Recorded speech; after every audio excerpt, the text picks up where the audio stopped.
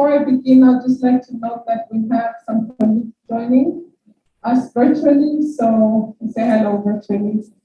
I would like to welcome you to this afternoon's event titled The Phase-Out Meeting for GPSA Project, Empowering Farmers at the District Level through Social Accountability Tools to Improve Performance Contracts in Imihigo in Rwanda Agriculture Projects.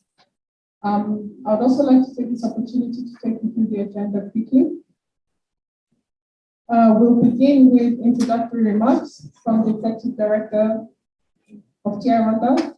This will be followed by a keynote address by the Country Manager of World Bank.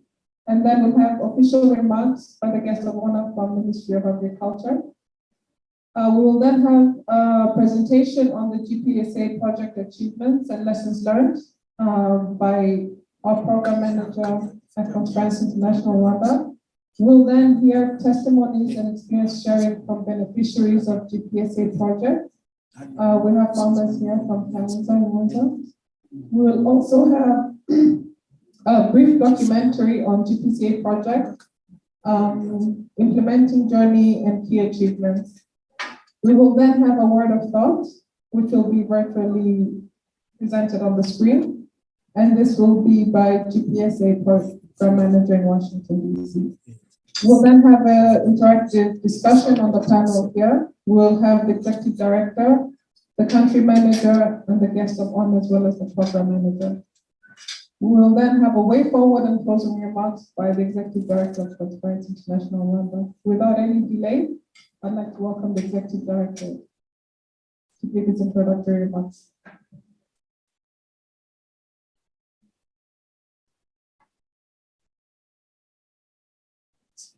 Hello. Thank you, Tona, for this introduction. Dear guest of honor, the Minister of Agriculture, dear Council Manager of the World Bank, Rwanda Office, distinguished guests and participants present here in this room, and those following virtually, dear CSO partners and media, ladies and gentlemen, good afternoon. Hello to those connected virtually.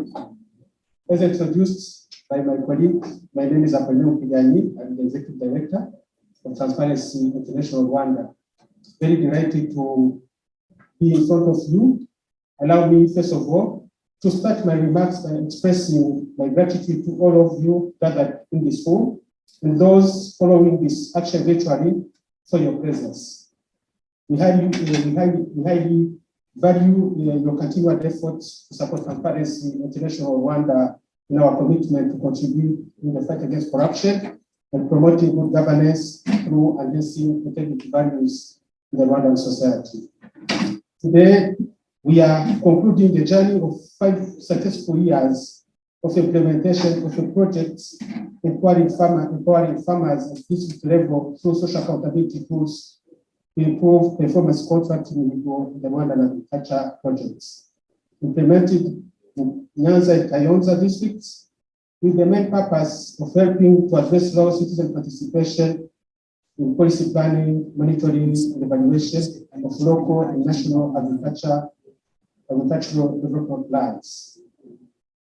Empowerment of citizens and promoting accountability in all systems and institutions is one of the drivers of inclusive governance, thus ensuring the culture of responsiveness and accountability to users, especially the less advantaged, and including their voices in policy making, make service work better and increase citizen satisfaction. As important agents for promoting good governance and strengthening social accountability, civil society and its initiatives empower citizens to access and use information to demand accountability, especially in matters that affect our daily life, such as agriculture plans and activities. Transparency International Rwanda GPSA project has demonstrated that when farmers are empowered, informed, and given opportunities to actively participate in policy and plans formulation and decision making, they can be drivers. They can be very good agents of changes in the sector of agriculture, as well as strengthening accountability mechanisms through farmers' active role in holding duty bearers, local leaders to account. At this juncture, in the light of these projects, Transparency International Rwanda would like to celebrate together the fact that the farmers have been empowered to participate in their district Imihigo planning, implementation, and evaluation of the project targeted districts, namely Nyanza and Kayonza. Inclusive and flexible social accountability tools were used and integrated in the district planning cycles. District farmers network were created from the village to the district level. Farmers' priorities, needs were annually collected, submitted, and validated with the involvement of the district stakeholders, including the local government, and included in the district Imihigo plan since 2017. Moreover, different platforms were created, such as the district agriculture forums, Agriculture Imihigo Week, feedback meetings, in order to promote citizen farmers' participation and strengthen accountability using social accountability mechanisms. Dear guests of honor, World Bank Council Manager, distinguished guests, all protocol observed, all the above achievements could not be possible without the role and contribution of different stakeholders. Transparency International Rwanda would like to take this opportunity to thank, first of all, the government of Rwanda through various ministries and institutions for having supported this initiative during the project preparation phase, but also during the implementation through the provision of national champions for a person to further facilitate the implementation of the project. Just to remind you that this was the requirements from the World Bank to have the government support. And we thank you very much, our government, for trusting Transparency International Rwanda. In this regard, I want to express our particular appreciation for the role and the direct contribution of the Ministry of Agriculture and the Rwanda Governance Board for such good collaboration and partnership demonstrated through the focal persons and champions of these projects. Furthermore, I want to extend our appreciation to Rwanda Agriculture Board, MINALO, the two districts of Nyanza and Kayonza, different CSOs who are actively participating in the validation of farmers' priorities benefited from the World Bank Group in Rwanda through our TTL and its team. Their technical advices have played a significant role in ensuring that the project achieves its predefined outcome and impact. As a member of GPSA broader network, our much appreciation goes to the GPSA leadership and his team for their financial, technical, and learning support provided during this journey of 5 years. Dear guests of honor, World Bank Country Manager, distinguished guests, all protocol observed. Though the project is ending, we would like to recall all different parties to continue working together, building synergies to sustain what has been achieved in terms of citizen participation and social accountability. In this regard, I would like to thank FCDO, who took the first step to support Transparency International Rwanda to scale up GPSA achievements in other 3 districts, Kamonyi, Burera, and Rubavu. Working together between citizens, CSOs, public institutions, media practitioners, and development partners will highly contribute into bridging the gaps between what citizens need and what the government is planning to address those needs. While concluding, allow me to express my special thanks to SDI Iriba and Imbaraga, the 2 district partners, for their dedication and commitment and who delivered on their assignments in their respective districts. This is not an end, rather a continuation of an existing joint engagement towards collaborative actions which build on farmers' active participation and needs to inform Imihigo planning, implementation, and evaluation process. I thank you for your kind attention.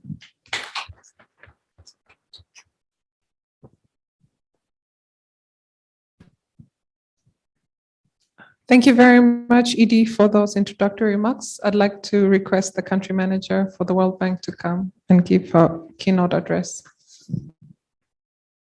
Thank you.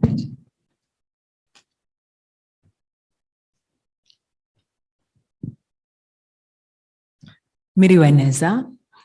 My name is Roland Price. I am the country manager for the World Bank, and I've had that role for the past 2 years.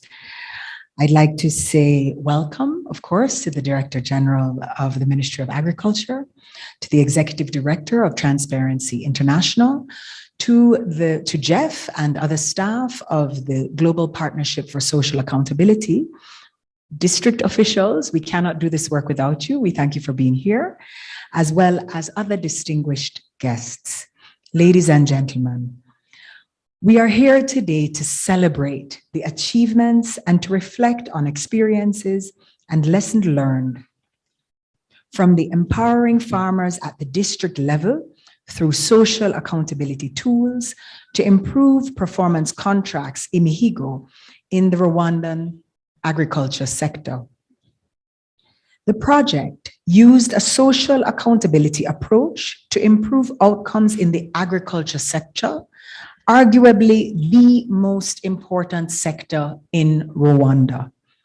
I would first like to recognize Transparency International, who did the hard work of implementing this project, and to note that this was financed by a World Bank administered trust fund called the Global Partnership for Social Accountability.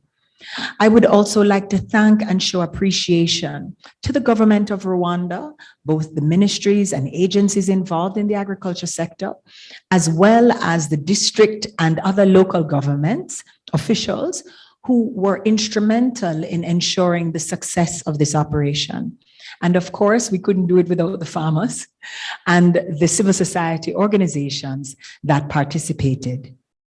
Social accountability is an approach that relies on civic engagement in which citizens participate directly or indirectly in demanding accountability from service providers and from public officials.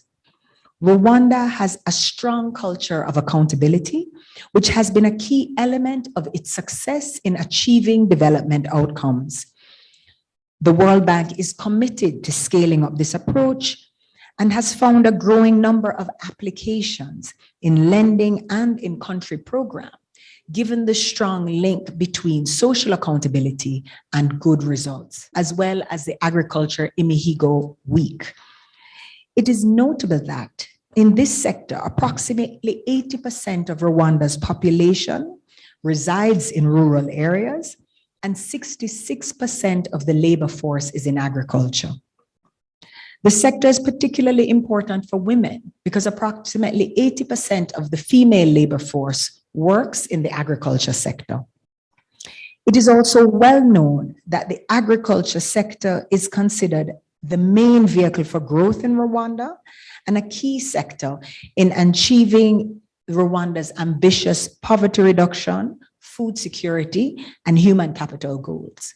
So it is no wonder that the World Bank continues to be a key player in this sector, and we will be doing so for the near and long-term future. Today, I would like to applaud and to recognize the work done over the past 5 years by Transparency International and its partners in advancing the use of social accountability tools in the agriculture sector, leveraging best practices. Among others, one of Rwanda's homegrown solutions that is known the world over, the performance contracts, or commonly referred to here, the Imihigo. The objective of this project was to help address low citizen participation in policy planning, monitoring, and evaluation of local and national agriculture development plans in project targeted districts in Kayonza and in Nyanza. the main activities centered around three things. One, establishing an Imihigo feedback mechanism through which farmers channeled their priorities using social accountability tools. Two, strengthening cooperation between civil society organizations and government officials at the district level. Three, integrating the lessons learned from pilot districts into the agriculture sector policy design at the district and national levels. Factors that facilitate citizen participation, and specifically in this case, farmers' participation, are multifaceted. However, access to information, access to spaces of policymaking, and multi-stakeholder coordination are crucial in ensuring that meaningful citizen participation. And this project has provided strong evidence of that. We have documented a significant increase in farmer participation in both districts since the project started in 2017. Over 1,300 farmers and over 445,000 indirect beneficiaries whose livelihood depend on agriculture in those two districts have been engaged in this very successful initiative. And those are big numbers. The project has also proved that citizen participation and engagement is an anchor for policy planning and implementation, and that citizenship ownership of development solutions is important in order to really meet the needs of those citizens. This was evidenced by the increasing levels of satisfaction among farmers regarding their participation in the planning and implementation process in the two districts. And this is despite the fact that this project occurred during the period of COVID-19. And in many of our other projects, that really had a significant downturn in participation and engagement. We found that in this project, the participation and engagement continued. Despite the successes here, though, we acknowledge that challenges remain, including those documented by this project. And these will be shared later today. This is why, as the bank, we stay committed to contributing to sustainable agriculture transformation. We continue to hold ourselves accountable to principles of inclusion, gender equality, and stakeholder engagement in all the interventions we support. And we challenge our partners to do the same. I look forward to this afternoon's proceedings, where we will learn about the project interventions, the successes and key takeaways, and how we may continue to advance social accountability in different interventions in this sector and beyond. Allow me to conclude by expressing my sincere appreciation to the efforts of all of the stakeholders present that have contributed in one way or another to the success of this project. I am hopeful that through our joint efforts, we will continue to ensure that we sustainably contribute to Rwanda's development goals, and specifically to the transformation and strengthening of the agriculture sector, so that we leave no one behind. I thank you very much. Thank you very much. Thank you very much, Country Manager, for those for the keynote address. I would like to request the guest of honor from the Ministry of Agriculture to come give the official remarks.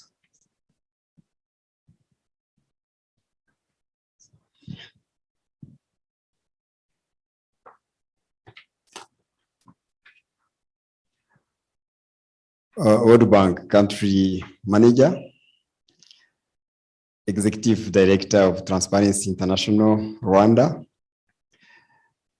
distinguished partners, guests and the participants in this room. By the way, even those following virtually, all protocols observed, good afternoon. First and foremost, get the salutations from Honorable Minister of Agriculture and Human Resources, Dr. Geraldine Mkeshimana, who had planned to officiate this event, but due to other urgent activities, did not manage to come. She has delegated me to open this gathering on her behalf. Please bear with her. On my side, I am Dr. Octave Semwaga, the Director General for Agriculture Modernization in the Ministry of Agriculture and Human Resources. Ladies and gentlemen, it is a great honor for me to get your warm welcome to this phase-out meeting of the very important and successful project implemented by Transparency International Rwanda with the support of the World Bank through the Global Partnership for Social Accountability.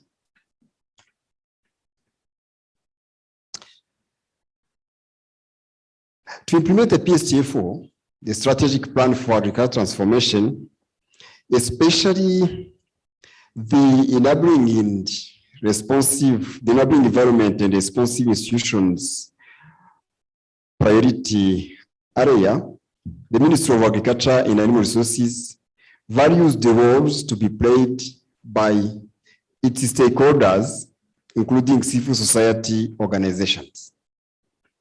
In that regard, the Ministry of Agriculture organizes several meetings several times a year: joint sector review, agriculture sector working groups, agriculture public-private dialogues, value chain platforms, cluster working groups, and others, to make sure no partner is left behind in the implementation of the fourth edition of the Strategic Plan for Agricultural Transformation.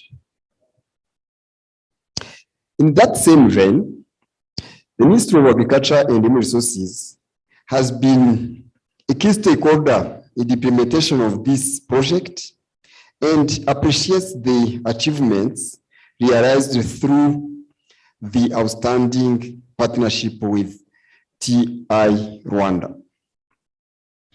Empowering farmers at the district level through social accountability tools to improve performance contracts, Imihigo, in Rwanda Agriculture Project, reaffirms once again the contribution of civil society organizations in achieving the country's agriculture-related aspirations. As stipulated in the National Strategy for Transformation, NST1, under the transformational governance pillar, the government plans to strengthen the capacity, service delivery, and accountability of public institutions. The project to phase out today was in that line, and it was aimed at increasing citizens' participation and engagement in development. In fact, the core objective of the project was TI Rwanda to contribute to engaging farmers with decision makers.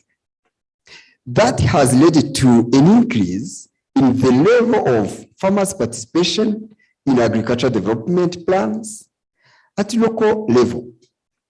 Farmers were mobilized and given the required tools and techniques to identify their problems, prioritize them, and market them at the local government level so that their wins are considered in the district Imihigo.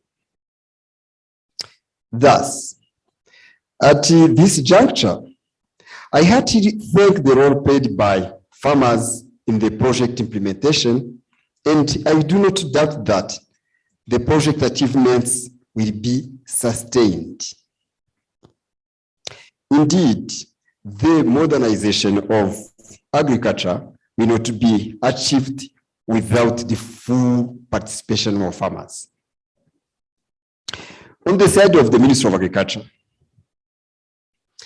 Minagri is committed to increasing the level of farmers' participation in the planning and budgeting processes through various coordination mechanisms mentioned above, where farmers are well represented.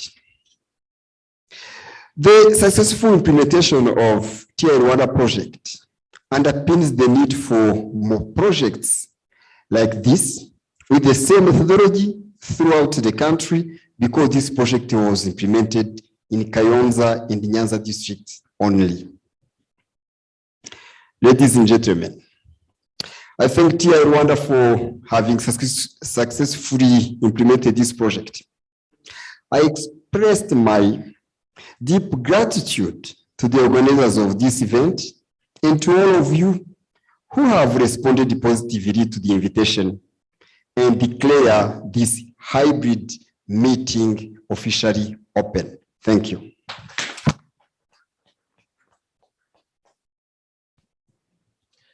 Thank you very much. I would like to call upon the program manager of TI Rwanda to give a presentation on GPSA project achievements and lessons learned.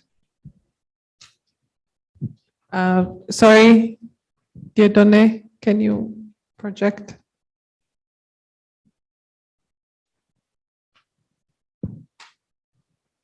Thank you.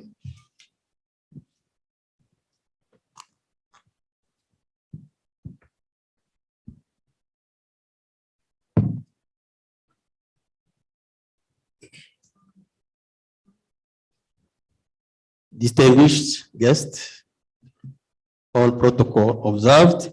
Good afternoon. Good afternoon. Thank you. My name is Rwego Albert Kavatiri, the Program Manager at Transparency International Rwanda. I'm glad to share with you a short presentation on the achievement of GPSA project implemented by Transparency International through the partnership with the World Bank, GPSA, as my predecessor have mentioned. Briefly, I share with you the project description, objectives, some achievement, and key changes, lesson learned, challenges, and way forward. As project description, I have to say that, as it was said in the introductory remarks, this project was a 5-year project which started in 2017, leading by Transparency International, as it was saying. The presenters before me was saying, the geographic coverage of the project, as you can see in this slide, in Kayonza and in Nyanza, the population was are beyond 300,000 of people. Those are indirect beneficiaries of the project. The project was also implemented by 2 civil society partners, Imbaraga and Iriba. Next.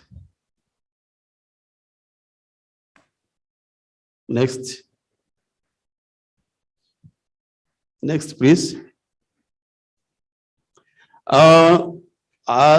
About the initial or direct beneficiaries, the project started with a total of 1,310 beneficiaries. That is 500 in Kayonza and 800 in Nyanza.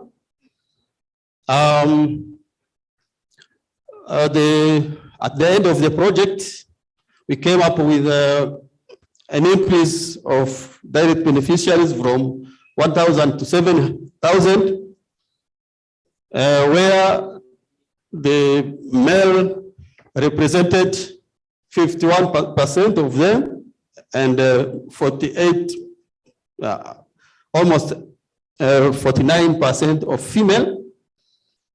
So, but at the end of the project, as the district was owning the project, the direct beneficiaries increased again. We show you the numbers in this presentation. Next.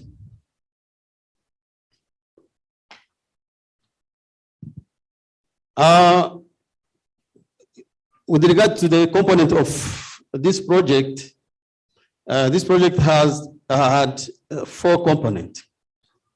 The first component is the increasing farmers' ownership of agriculture projects. Of course, because the issue was the low ownership of farmers that the project could address. The second component was deepening and scaling up the cooperation between civil society and government officials for ensuring efficiency of agriculture projects. The third one is sharing knowledge and lessons learned. And the last one is regard to the project implementation unit. The objective, of course, of the project were designed in line with the component, the 4 components, except for the implementing unit. It's like repeating the components, increasing farmers' participation, strengthening cooperation between civil society and government officials, and share the knowledge and the lesson learned. Those are the specific objective for the project. Then I want to show you the key achievement of the project in the 5 years of implementation of the project. Regarding the farmers' participation planning, of the district performance in Imihigo, in Kayonza and district, you can see this chain, this farmers' priority chain and tier Rwanda intervention. So on your right, you can see the intervention of tier Rwanda, and on the left, you can see the chain of the project compact. So at the grassroots level, the GPSA project team managed to build farmers' capacity to identify their priorities to be included in the Imihigo, and then share those identified priority with the farmers' cooperative. After that, the farmers' cooperative will channel the priorities from the farmers to the district agriculture Imihigo, of course, after the sector level. Then the following step was to again facilitate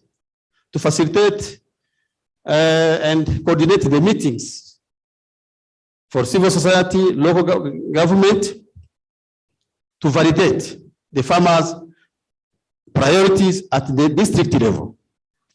It was also work done by TR Rwanda and their partners, local civil society, and share those validated priorities with district officials, and the district officials will incorporating the validated priorities into the district development plans. So the following step was to, of course, the district also shared their district development plan with the national agriculture strategy at the national level, where also our team, GPSA team, played a role to advocate for farmers at the national level. That is Minagri, RAB, Minicom, Minecofin, to integrate the priority of farmers into the national agriculture strategy. This is the whole chain, the whole chain of the work done by TR Rwanda and partners. During the implementation of this project, the project came up with an initiative called Agriculture Imihigo Week. This was not there before. It came with this project, this GPSA project. So it is the same cycle. This is the same cycle. You can see you have this. Now, what is new is that for now this project involved the SEDO who work at the sale level and sell, and agronomists at the sector level who help in gathering farmers to collect their priorities that can be included in Imihigo. So this is the chain is going up and up to the national level, but you will see that this row means that the feedback will be again shared back to the farmers, be it the retained priorities or the priorities that were not retained and why they were not retained. So this is what we call agricultural Imihigo Week that was brought about by this GPSA project. These are the evidence of some picture that we took during the implementation of GPSA project, where farmers were identifying their priorities and were validating together with the local authorities those priorities. On your left, you see the farmers' priority identification in some sectors, Kawari and Mukarange in Kayonza, that just to show an evidence. And that picture show you the meeting where farmers' priority were validated at the district level in Kayonza. The same, the farmers in Kibirizi sector in Nyanza, and for the identification of priorities, and in Nyanza during the validation of the district Imihigo. As we started saying that this project was to address the low participation of farmers in district Imihigo, then here we want to show you how the participation of farmers went increasing during the cycle of this GPSA project. In the beginning of the project, in 2018, the participation of farmers was ranked 60%. Then it's like nothing changed the following year. But after 2 years, you can see that it increased by like 14% of participation in the planning of Imihigo in both Kayonza and Nyanza district. Unfortunately, due to COVID-19 pandemic crisis, the participation of farmers in Imihigo planning dropped because, as you know, it was not easy to move and gather meetings due to COVID restriction. We were trying to compare the two districts in the planning of Imihigo. You can see that Kayonza took the lead Kayonza took the lead in the level of participation in the planning of Imihigo, in the whole implementation of the project implementation. But something which we can be happy with is that for the both district, we can recognize the increase of participation. We can register an increase in Kayonza and in Nyanza, both, though in Kayonza, the level of participation is lower. Next.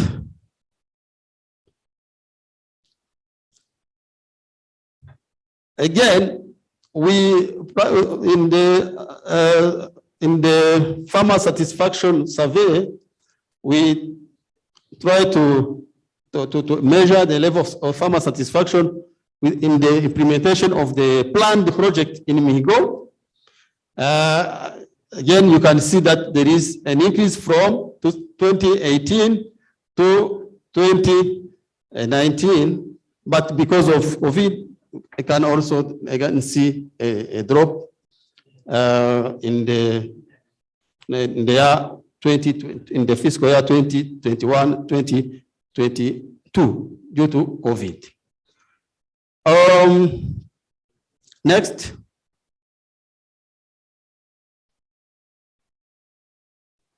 Apart from the level of satisfaction in the implementation of planned project, we also looked at the civil society inclusion and participation in Imihigo as a second objective of this project.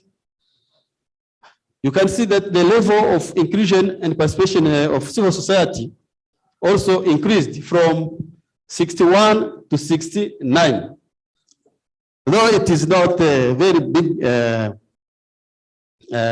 big increase, in social science, an increase of about 7% in like 3 years, because the 2 years, the last 2 years were affected by negatively by COVID.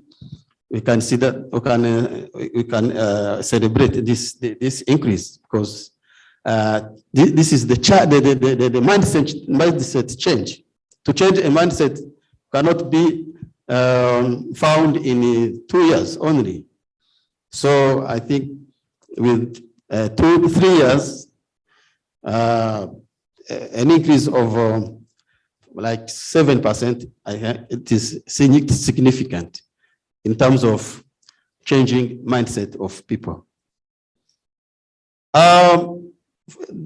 Again, here I want to share with you the increase of the number of priorities that were formulated by the farmers and submitted to the district for consideration.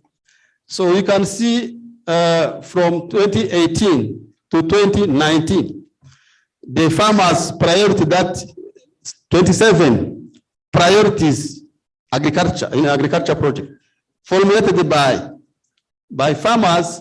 Among the 27, 11 were considered.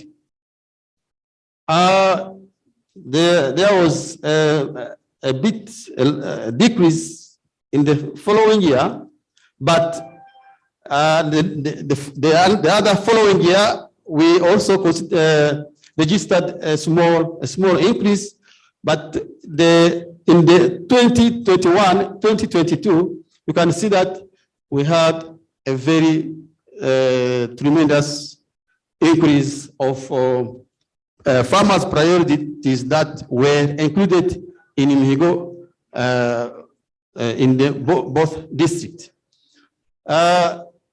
In 2022, 36 priorities of farmers were submitted to district, but as of now, we have no feedback on the priorities that are considered in the district Imihigo because they are still in the process. So let's hope that we will have the same success as it was in the previous year. Next. Next, please.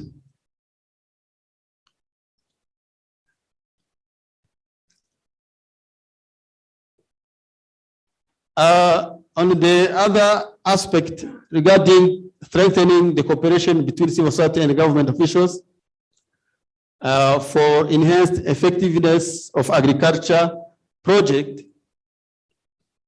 we can now recognize some achievement, like, for example, a signed official MOU with the Nyanza district and Rwanda Agriculture both, a memorandum of understanding to facilitate the implementation of this project. We trained the SEDO, a big number of SEDO in both the Kayonza and Nyanza district on citizen participation. We trained local leaders on what we call days of participation. I will explain you what is day of participation later. We also conduct community debate with the partnership with the media, and this debate were organized and key issues were documented and aired on different media platforms to voice farmers' issues for advocacy. Then we introduce other platforms to enable farmers to elevate their concern at District Agriculture Forum. We created what we call District Agriculture Forum. It's a platform where district officials, civil society, and the private sector were gathered to discuss issues of agriculture, of farmers' priority. There was also district joint validation session of Imihigo, Agriculture Imihigo Week, district feedback meeting. These gatherings were created to increase the collaboration between civil society and the government, and so on. Next. As evidence, you can see some picture where the chairperson of Transparency International Rwanda is signing the memorandum of understanding with the Director General of RAB. This is a picture where Nyanza Agriculture Forum was held. The District Agriculture Forum is comprised of district officials and other partners, as I was mentioning it. Next.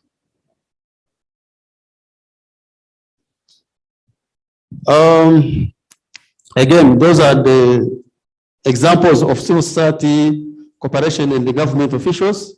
This is Nyanza District dialogue held on 25th November.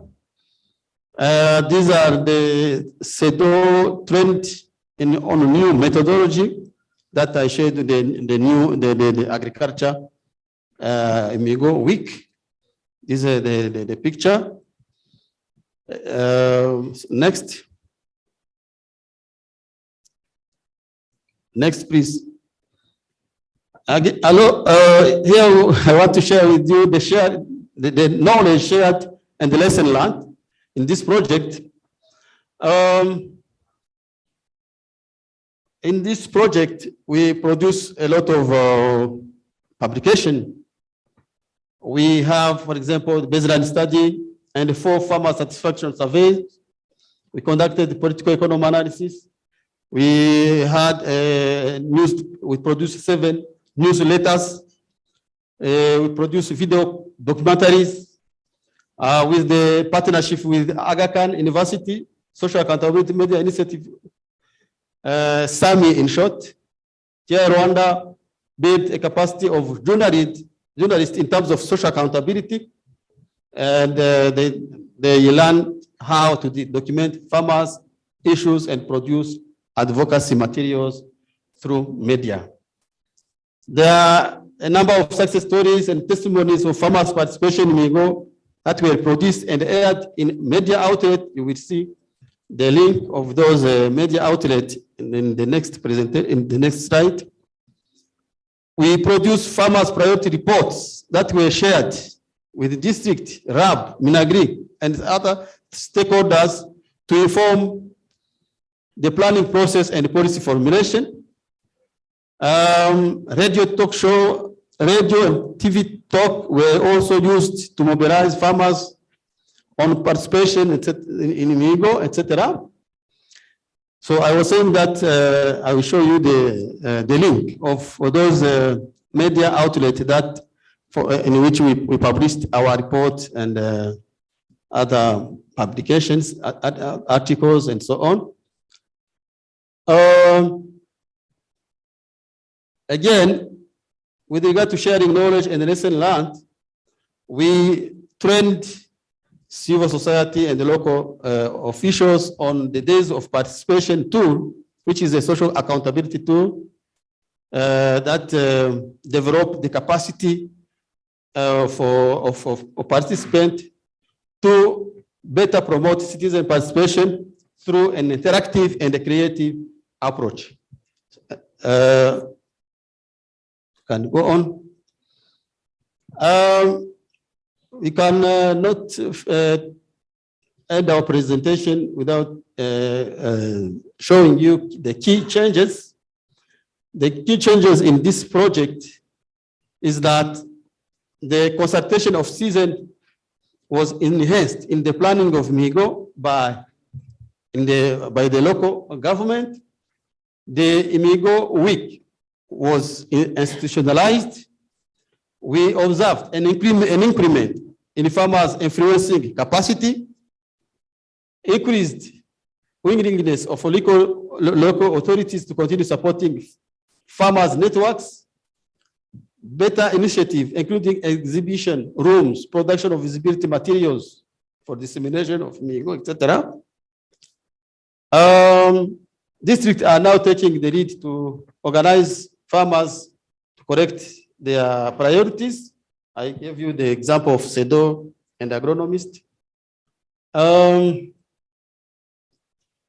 Again, through our advocacy during this project, the farmers are benefited with some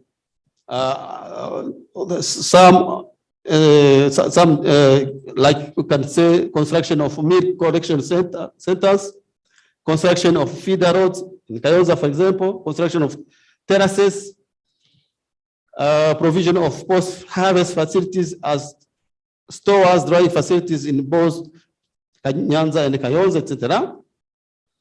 We also advocated for the farmers in Nyanza who were paying a lot of money for the tax of their land in the marshland, which dropped from 5 million to 792,000. That was a great achievement. Another key change was the creation of avenue to channel farmers' needs to district. In yellow, you can see the existing channels, the cell and village farmers cooperative were there before, but you can see the other avenues in the green color that were created by this project. You can see them. It's not necessary to read them as short of time. Can go next. As a lesson learned, we can say that farmers are willing to participate in the planning. What we need is to engage them, to empower them and engage them to participate. But they have willing. The district farmers network should be represented in the JAF. The gathering of both farmers and the local government officials strengthen their relationship and the trust. So there was an increase of, or reinforced the trust between farmers and the government officials. Media collaboration to promote farmers' citizen participation is very key. Local and national institutions should do work through a citizen-centered approach. So those are the recent land, and in this project, we cannot go without saying that we encountered some challenges in the implementation of this project. Citizen satisfaction dropped because of COVID in the last 2 years, as I was showing in this presentation. The social accountability tools were not well known by local leaders. Other factors related to other factors were not satisfactory, such as farmers' bargaining power during the price setting. This was left not addressed in this project. Perhaps we will continue to work closely with Minagri, RAB, and the district to see how this issue can be addressed. High cost of agriculture input, high production cost in agriculture sector, difficult access to bank loan in the agriculture sector, issues related to crop insurance. Those are the challenges that the project has left behind, and perhaps to be addressed in what I'm going to share with you in this last slide on way forward and sustainability. Rwanda will continue working closely with both Kayonza and Nyanza district to sustain what have been achieved.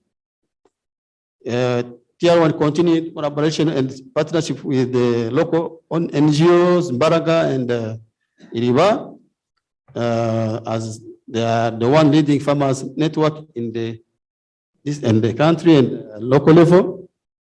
We'll try to scaling up the approach in other districts, as well as continue engaging central government institutions in charge of agriculture, local government. Rwanda will continue to establish digital mechanisms to continue providing farmers, citizens with platform to share their views on planning and program in agriculture, but also in other sectors. And this also will try to address the issue of the period of crisis like COVID. I think this is the last slide, and I thank you very much for attention.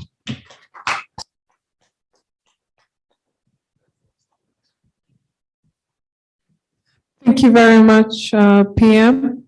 For the next item on the agenda is to hear testimonies and experiences from beneficiaries of the GPSA project. I'd like to call on to my colleague, Alain. 1 minute, please.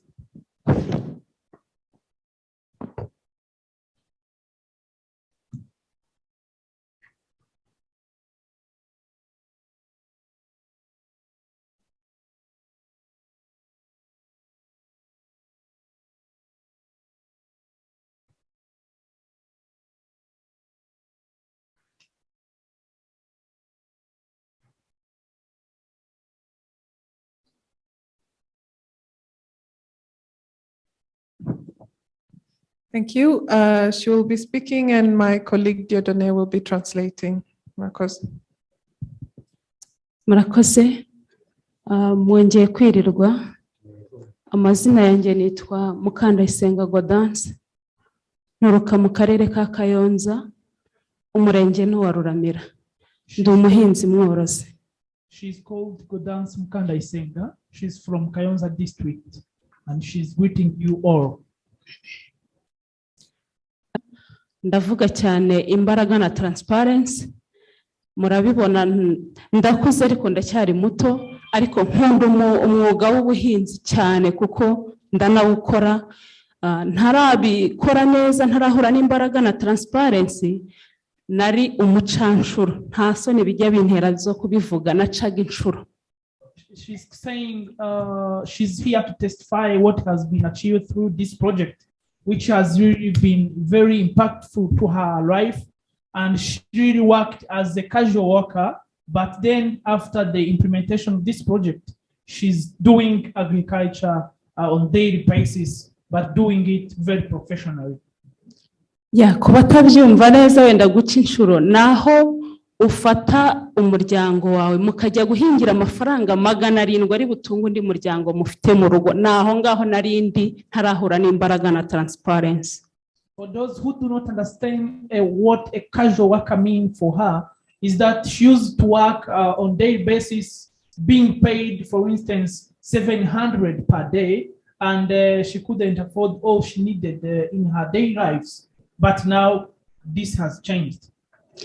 Uyu munsi rero nihuse ntago ariko bikiri, kuko imbaraga na transparency tumaze guhura twize ubuhinzi nyabuhinzi tubikora nka business.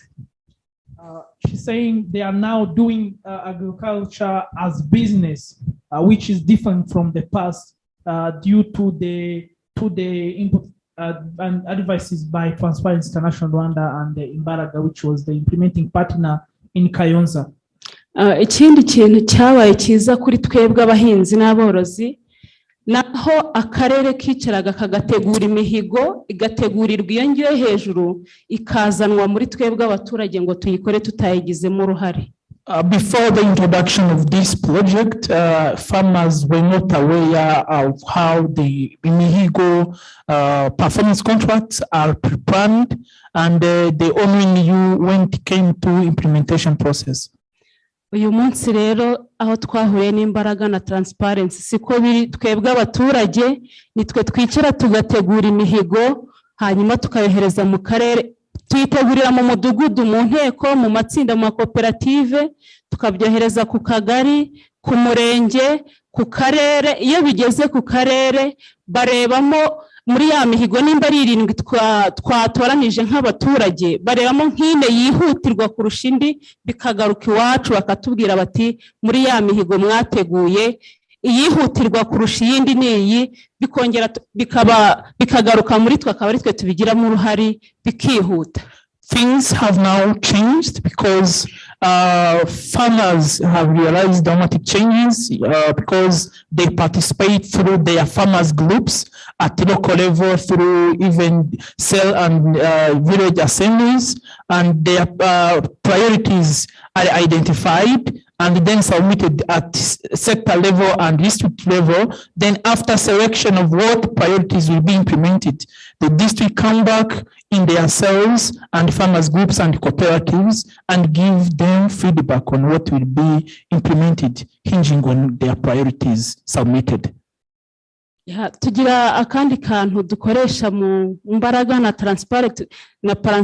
transparency kavango ndagiye ndagarutse, bituma rero muri twebwe bya bindi twatoranyije twiyemeje uko tugiye tukagaruka bihora ari bishya muri twe bikadutera n'imbaraga zo kubikora.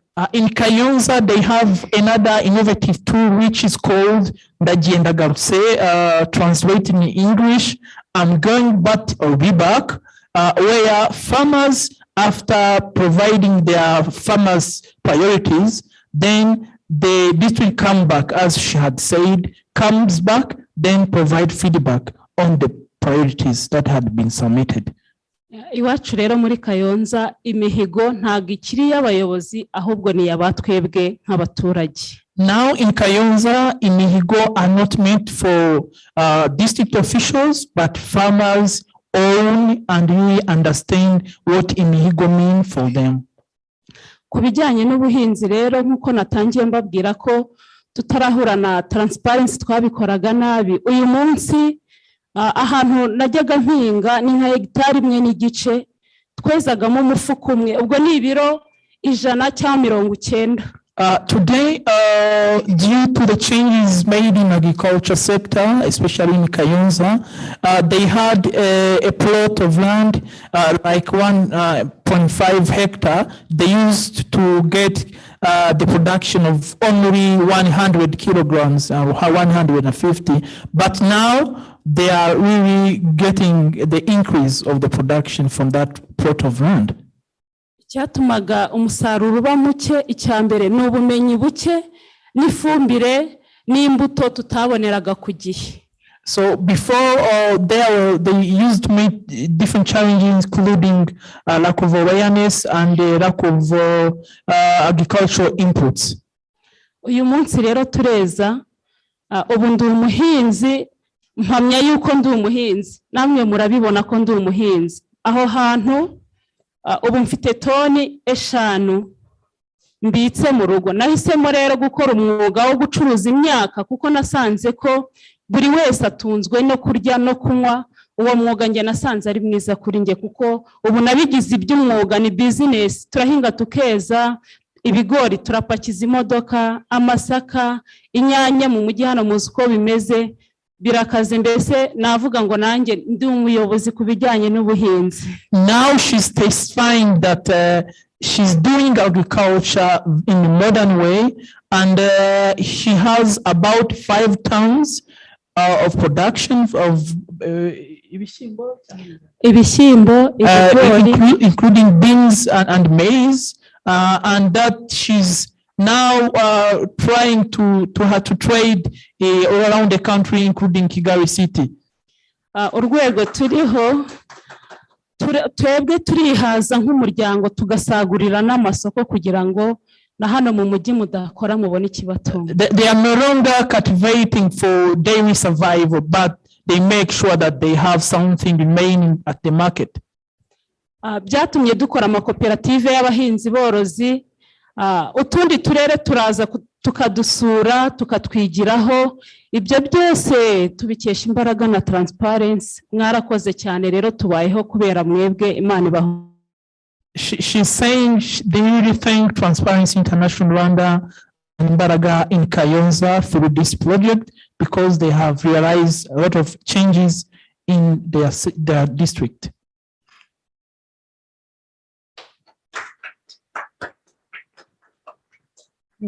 Murakoze cyane.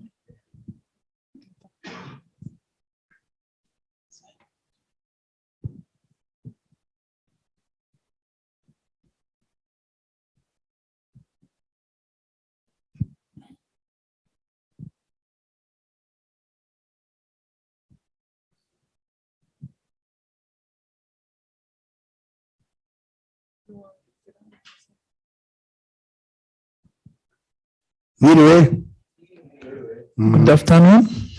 Nitwa Imihigo Nikodemu, naturutse mu karere ka Nyanza, murenge wa Busasamana. He's called Nicodemus and he's coming from the Busasamana sector in Nyanza district. Hano rero mpagaze hano ngira ngo mbabwire akamaro transparency na CDA iriba byatugejejeho muri myaka 5 tumaranye. He's standing there to testify the role of the project implemented by Transparency International Rwanda and the implementing partner in Nyanza called SDA Iriba. Mu bizo ya mbere dutangirana na Transparency na Iriba twari dufite imyumvire iri hasi ku byerekeye gutegura imihigo. Imihigo y'akarere ntabwo twari tuzi kwitegurwa nuko igenda, ariko dutangiranye nabo hajemo ibikorwa byabo batuzanye tugenda imbere kandi tubona kutegura neza, batubasha kwitegura neza turamenye. Before the kickoff of this project, they never knew how Imihigo performing contracts are planned at their district level. But after the introduction of this project, they really testify that they understand how Imihigo are planned and implemented. Twatangije mu matsinda y'imbaraga dukuru dufite umuryango imbaraga, amatsinda yabo rero twatangiye mu mpuzammatsinda n'amatsinda tukazamura imihigo mu mpuzammatsinda akajya mu mpuzammatsinda, impuzammatsinda nazo zikageza mu rwego rw'akarere. rw'umurenge rukazamura urwego rw'akarere, hanyuma ubwo ibivuyemo bikaba ari ibikorwa byo kuzamura imihigo dufite kuko ntabyo twari tuzi ubundi bwa mbere ko icyo gihe twarabizamuriramo bikagenda. Now, Imihigo are planned through their cooperatives and farmers groups, and then the priorities identified are submitted to their upper level of the cooperatives and at sector level, which submit them to the district level for validation. Natanga urugero nk'ibyo twakoze dutangira twashyize ibitekerezo 33 tugeza mu rwego rw'akarere tutangira, ariko ibyitaho byaje kuzamuka bijya mu rwego rw'imihigo mu karere babaye 23 bindi bisigaye turacyabikurikirana ntibagerwa, ariko ibyazamutse mbere byagezweho kandi bikorwa neza, tubona akarere karabyitayeho, imihigo ireswa igenda neza. Among the priorities submitted to the district, including the beginning 30 priorities, then which among them 23 were. Ubu rero imihigo mu karere kacu itangira hasi mu bahinzi ikazamuka ikagera ku rwego rw'akarere, ariko yatangiriye hasi ariko twazamuye imihigo twerekanye ibikomba guhingwa n'ibigomba gukorwa. Ubu turahinga tukeza, ubu ngubu umuturage afite uburyo bwo guhinga keza, nta gihinga ngo asubizwe inyuma. Impamvu kandi yabiteye ni uko inyongeramusaruro zabonekaga zitinze ntizibonekere igihe. Ubu rero aho ubugizi bwaziye zirabonekera igihe, tukazibonera ku gihe, tukabihinga n'amafumbire n'ibintu byose biza bijyanye n'ubuhinzi. Among the challenges now which have been sorted out include the delay of agricultural inputs, including selected seeds and fertilizers. They testify that now they can really get them on time, which lead to an increase of production. N'abayobozi b'ubuhinzi kandi barahagurutse nabo bakaza kudufasha, tukabikurikirana tugategura igihe cy'igihinga, tukayitegurira igihe kandi tugahingira igihe kugira ngo tuzasarurire hamwe ntawe usigaye inyuma. The fact that the district officials are coming on time in their sectors, now they are able to start agricultural seasons on time, which lead to the increase of their production. Turashimira cyane umushinga wa transparence waje kuba dufashije muri byinshi ushyirwa mu bikorwa na CDR. Twebwe abawushyiraga mu bikorwa twari umuryango imbaraga, twazamuye ubwo buhinzi kandi ubu ngubu biragenda neza. Ubuhinzi bumeze neza mu karere kacu, umuhinzi arishyira akizana kandi agahinga keza agasagurira n'isoko. As beneficiaries of the project, they will thank Transparency International Rwanda and all the partners who partnered in implementing this project, and they do testify that a lot of changes have been made. Ku butaka buto dufite hari umusaruro uhagije kandi ushimishije kubera ubumenyi twabomye muri abo bahinzi bafatanyiribikorwa badufashije. They are making sure that they get good production from small plots that they have.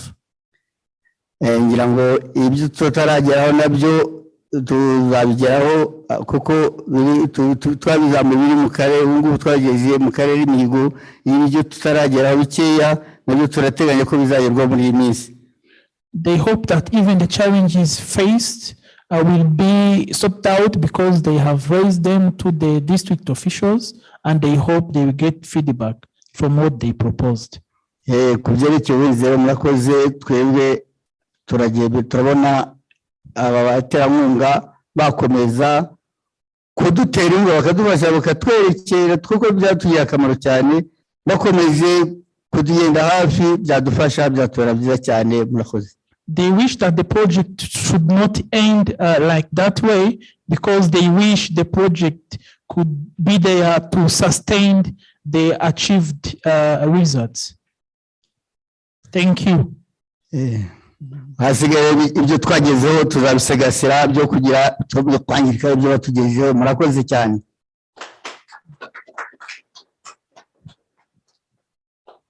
Murakoze cyane. On the next agenda item, we'll be displaying a brief documentary video that will also showcase some of the achievements and the journey of the GPSA project. Thank you.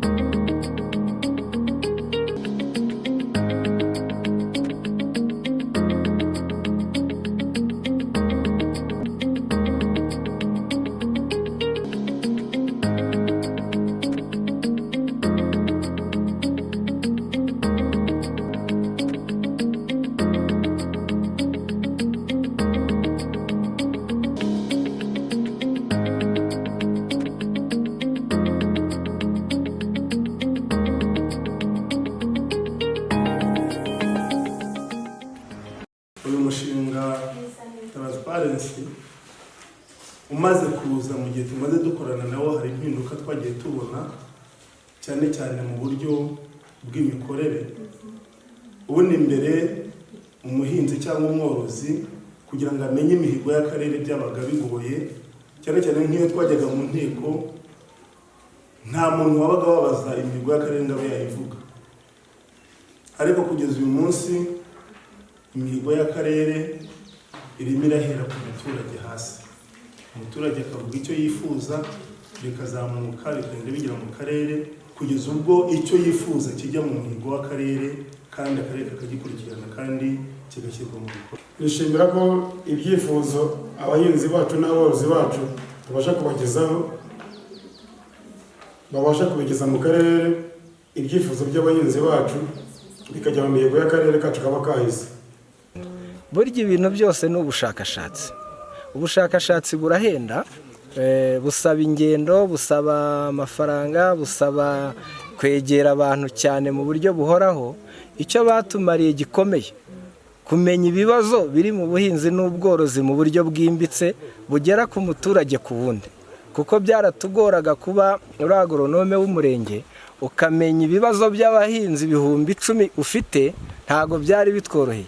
Ukamenya ibibazo by'aborozi 3,000 bihari, ntago byari byoroshye.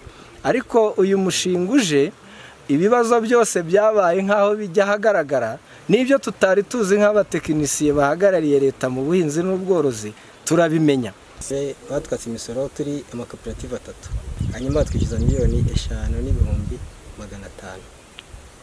Hanyuma ubwo rero tukitanga mu nama ku karere, twari mu nama yahuza dufatanije n'abandi bafatanya ibikorwa mu karere harimo na Transparency. Hanyuma rero icyo gihe meya twemera ko ibyo bintu bagiye kubisubiramo.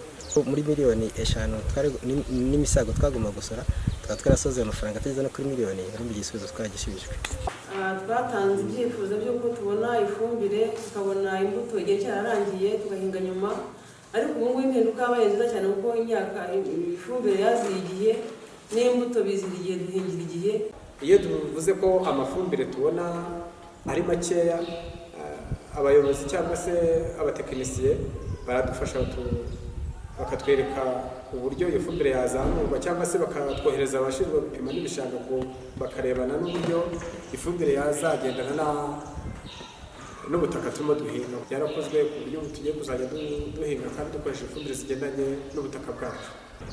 Tutari twatangira no gukorana n'umushinga Transparency, twari dufite ibibazo tutashobora kugeza ku karere, ariko aho tuboneye ubuvugizi natwe tukagira ndetse n'ijambo mu gutegura imihigo, hari ibyagiye bikemuka cyane. Nk'igihe cy'ihinga iyo cyageraga ntabwo twaboneraga imbuto ku gihe cyangwa se n'inyongeramusaruro, ariko ubu ngubu cyarakemutse kubera ko ibitekerezo byacu twarabitanze, abo tubihaye nabo babitegereza ku babishinzwe, ariko iki kibazo cyakemutse.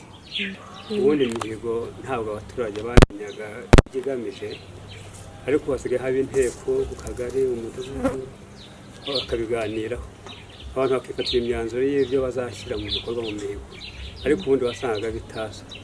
Ariko ubu byarakosowe, ubona abantu babyumva, noneho kubera yuko inama ziraterana zikemeza bakerekana imihigo tugamije buri muntu wese akagenda atoranya azahiga.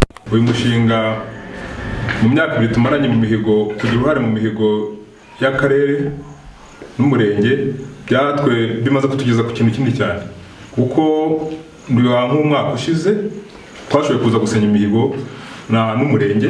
Rero ubundi mu byerekeranye n'imihigo nta ruhare twabigiragamo nk'abaturage. Icyakora uyu mwaka bakaba baradusezeranije yuko twebwe abaturage ari twe tugiye kujya tugira uruhare mu guhiga. Mbere ko umushinga w'imbaraga na transparency utangira nuko abahinzi n'aborozi nta ruhare twagiraga mu itegurwa y'imihigo y'akarere, ahubwo igihe cyose akarere yo kateguraga, igihe cyose ishyirwa mu bikorwa ryasaga nko guhangana. Ubu rero habaye impinduka zigaragara kuko ubu turafatanya mu gutegura imihigo biciye muri ya matsinda bakoreramo muri bwa bushobozi bongerewe bw'ubumenyi. Ubu rero ibitekerezo byabo barabitanga, uruhare rwabo rukagaragara mu mihigo mu kuyitegura ndetse no kuyishyira mu bikorwa. Imyumvire yabo yarazamutse, hanyuma impinduka zabaye zindi nuko ibitekerezo byabo n'ibyifuzo nubwo bitashyirwa mu bikorwa byose, ariko tuba tubizi kuko nta gisigara inyuma. Umushinga icyo watumariye uyu munsi nuko tugira uruhare mu itegurwa n'ishyirwa mu bikorwa ry'imihigo y'akarere kacu ka Kayonza, akariyo mpamvu akarere gashingira ku mihigo twahize mu ishyirwa mu bikorwa ryayo. Igihe cyose tumaranye hari intambwe yatewe cyane cyane mu guhuza abahinzi n'abayobozi. Kimwe mu bisubizo twashubijwe mu mihigo mu karere kacu ka Kayonza ni iri shuri ry'aborozi mu murima no mu kiraro biherereye mu murenge wa Nyamirama mu kagari ka Shyogwe. Uyu mushinga ukomeje wadufasha gusigasira ibyagezweho no kunoza ibitaragerwaho nko kugena igiciro cy'umusaruro w'umuhinzi n'umworozi nk'amata, ibigori n'ibindi abahinzi duhinga. Ikindi twifuza nuko byibuze hagira uruhande rwabo rw'akarere ku buryo hagira urufata inshingano zo guhuza aba bahinzi mu buryo buhoraho n'ibindi bigo n'akarere n'abahanzi bafatanya ibikorwa batandukanye, ku buryo byatangijwe n'umushinga bikomeza kandi hatabayeho gucika intege.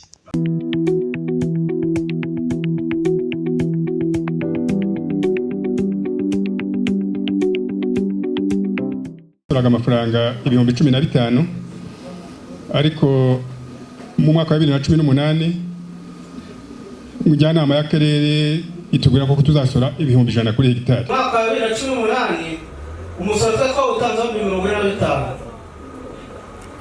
Mu kwezi kwa munani batubwira ko tugomba gusora amafaranga 300,000. Haza gusohoka indi baruwa iturutse muri Rwanda Revenue izitubwira ko tugomba kwishyura 1,683,083 hariho n'amande. Ni humure twaha abahinzi ko njyanama y'akarere nyuma y'uko muyigaragarije ko umusoro uheze rwose njyanama y'akarere yabyumvishe, gusa izaterana mu cyumweru gitaha kugira yemeze ibipimo bishya. Njyanama igomba gukuraho icyemezo yafashe ko nta n'undi muntu ugifite ububasha. Tuzayiha icyifuzo cy'uko ibara ibirarane bihari ikaba yabivanira ku baturage, ku bahinzi babo niba bishoboka. Twebwe twakoze igerageza dusanga hano hakwera ibirayi, sibyo? Duhita dukora akanama twemeza ko tuzajya tubihinga. Ubwo rero twebwe icyifuzo cyacu nuko wenda badushyiriraho nkunganire nk'uko badushyirira no mu zindi mbuto z'ibigori. Bagaragaje umusaruro w'ibirayi, icyaba gisigaye no kureba ngo ese imbuto bayikura he, ni buhe buryo bw'ubuvugizi twakora kuri Minagri na RAB abatekinisiye kugira ngo bafashe kubona imbuto nziza y'indobanure. Icyo ni ikintu n'ubundi twiteguye gukora igihe cyose twabona ko hari umusaruro uhari w'ibirayi.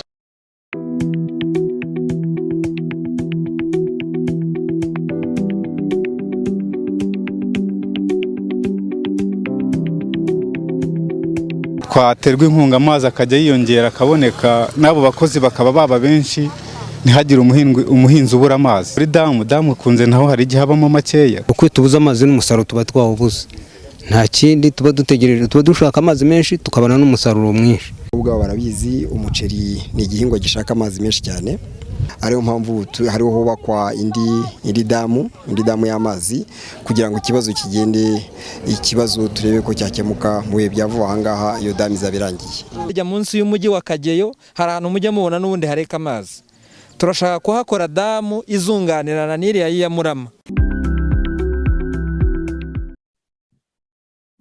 Thank you very much. On the next item of the agenda, we would like to request Jeff online. I don't know if you can. Can you hear me? Yes. You can hear me and you can see me. Hello, Jeff. Hi, hello. Hello. How are you Welcome. doing? Thank you very much. Over to you. All right. Thank you very much, everyone, and thank you for this great project phase out event. It's been such an inspiring and important journey to work with our colleagues and partners in Transparency International over the last 5 years. My name is Jeff Tindwa. I'm program manager of the GPSA. No need to explain there. My colleague Roland explained the project already. Let me just start by recognizing and congratulating the government of Rwanda and its ministries, the World Bank country manager, my colleague Roland, and my colleagues from the GPSA, especially Rosemary and Saad, and from civil society, of course, led by our grant partner, Transparency International, and the donors for collaborating with us. We thank them for that. And everyone represented at this meeting, all protocols observed, as we like to say. At the GPSA, we believe in the power of citizens and civil society organizations to lead change and to collaborate with public sector counterparts to jointly identify what it is that needs to be fixed, especially in the realm of government policies and delivery of services. We believe that when societies and governments work together collaboratively, there is a greater prospect that those problems can be solved. So we're very much centered on how do we do that? How do we get collaboration? How do we get accountability of government to its citizens? And how do we achieve that co-creation of solutions to problems, especially in the sphere of delivery of services? So we have learned a lot. The GPSA is also at a 10-year mark this year. And we had a Global Partners Forum not long ago that helped us to do some stock taking, but also to recognize the pivotal role of civil society organizations in this particular moment as the world faces compounding crises, the terrible war going on in Ukraine and the cascading effects triggering rises in the prices of food, of fuel, and fertilizers, and creating it's just a massive risk of people, millions of the world's citizens plunging into food insecurity. That's not the only crisis. We know of wars taking place elsewhere, in Ethiopia, in Yemen, and of course, Afghanistan has got a real challenge rebuilding the economy now. So this work that we do has been well represented today everything that we have heard today from my colleague Apollinaire, ED of Transparency International, my colleague Roland, our government counterparts, but more importantly from the citizens themselves, the farmers, who have spoken to what it means to work together to identify what are the issues and what are the problems, and to be part of solutions rather than simply making noise and creating tension. We know that there are many approaches to getting governments to work and to deliver for the citizens. We have seen a lot of those worldwide. What we do in the GPSA, we have come to know it as collaborative social accountability.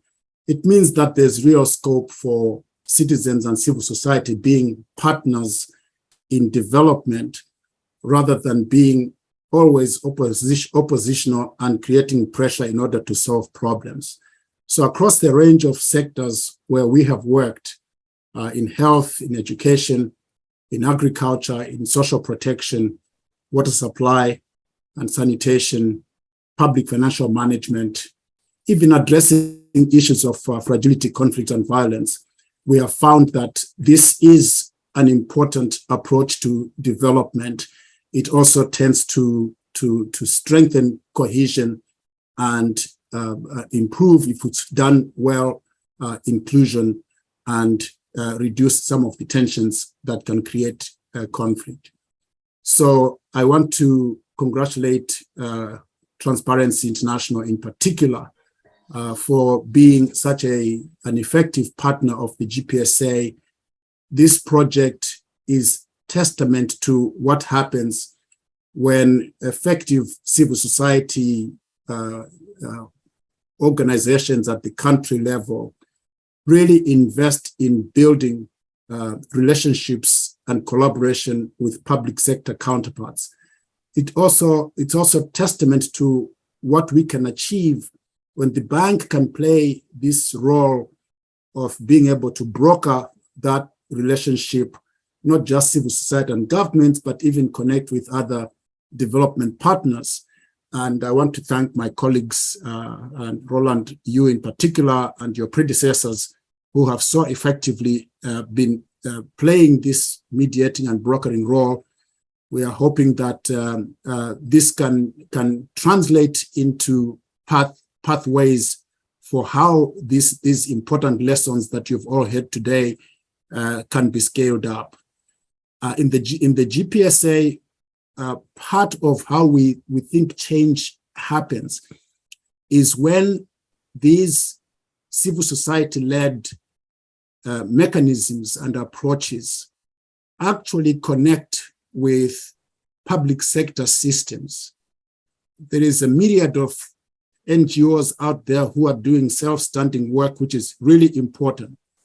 But we believe, and we have experienced in the 10 years, that when those relationships are built and we find paths to strengthening and transforming government systems, and especially service delivery systems, and can make social accountability approaches a part of how those systems work, we have a much greater prospect that what we do can be sustainable over time, long after civil society and other institutions have changed into or left the scene. The government will always be there. So what has happened in the past 5 years is really an important investment that has a likelihood of being sustained and even scaled. I think you heard from Apollinaire at the beginning how there is this prospect of a development partner supporting expansion of this social accountability work to strengthen the performance and accountability of Imihigos, to do that in additional districts. That's one path that's really promising, and we hope that it sets the example for other development partners to do this. So let me just close with a few very quick reflections here. First, just to note the importance of alignment of what we do with government policy, and how especially Transparency International how it has aligned with the agriculture policy of the government of 2018, and the policy objective being generating jobs and ensuring participation of women and youth in the workforce and boosting intra-Africa trade in agricultural commodities with better functioning national and regional markets and so on. It aims to be effective and sustainable, recognizing that policy development needs a joint activity oriented towards stakeholder needs. And what these collaborative social accountability approaches do is to ground government policy in the needs of the stakeholders. We also recognize that the Ministry of Agriculture commits to creating a platform for regular agri-food stakeholder participation in agriculture policy programming and implementation. And this is going to be really important in ensuring local ownership and especially involvement of women. And second, just to say, we're delighted as GPSA to have supported this partnership with Transparency International. I was saying to Apollinaire not long ago, there is no GPSA without grant partners. You are the leaders. You are at the front line of change, the front line of engaging government and other CSO partners in making collaborative social accountability a really important factor in a country's development. So you've taught us today and updated us how you have used social accountability approaches, whether it's... excuse me, Jeff. Yes. Sorry, we were losing you for a second. Is it possible for you to take off your video? Okay, we have you now. You have me now. Okay. All right. Yeah. Maybe I was too far. And please let me know if I need to I'll stop just now so that I don't take too much of time. But I'm, understandably really excited today. Whether it is the annual citizen report cards or the participatory planning sessions or the social audits, the integrity pacts, even the digital days of participation, which I became familiar with a couple of years ago, and the agricultural days that Imihigo does. So through this project, we have seen that government officials that used to plan and implement activities on their own now consult with grassroots communities to set their priorities and jointly evaluate how well it was done. I liked really listening to those farmers because their testimonies to me, that's the real deal. Probably more important than everybody else who has spoken are those farmers, because they are why this project exists. And then my next point is just that we recognize that at baseline, the low involvement of independent and wedge farmers in the process of priority setting and monitoring and evaluating these contracts was an issue in our two districts of Kayonza and Nyanza, the two districts Transparency International has focused on. So it resulted in low ownership of government agriculture projects by households households that are dependent on agriculture. It resulted in poor local government planning and delayed implementation, poor budget execution, and weak and public financial management in the agriculture sector. So throughout the project phase, FY 1920, satisfaction with participation in Imihigo has already increased, as you heard, from 53% to 62%, while farmer satisfaction regarding their participation in the evaluation of Imihigo has increased 49% to 62%. So the project demonstrated that collaborative social accountability contributes to improved efficiency of performance contracts, which in turn improve public service delivery. So let me just end by saying that we recognize the importance of what Transparency International has done over the past 5 years. There's a confluence of several factors or variables that I'll just end with. As I said earlier, the commitment and leadership of civil society. government that creates enabling policies and enabling environment in which civil society can thrive and engage and be counted on as partner. Communities that have an appetite to be engaged. And we used to say open governments and engaged communities is what really makes our societies to function well.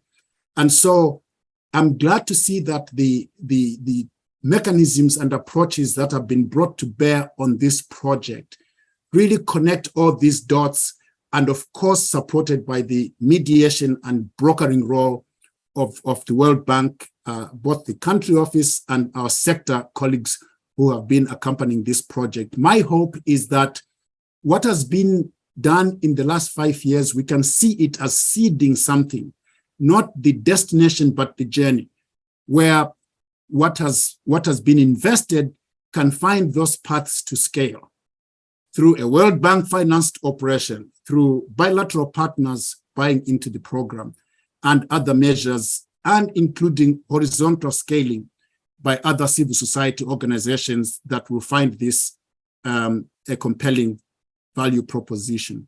So thank you again, my colleagues at TI, at the World Bank. Thank you so much, our government counterparts of the Rwanda government. I'm sorry that I don't have a full list of acknowledging everybody, but you have made this event so effective, but importantly, you have made the last 5 years really important for achieving change, but also demonstrating what is possible. I thank you so very much.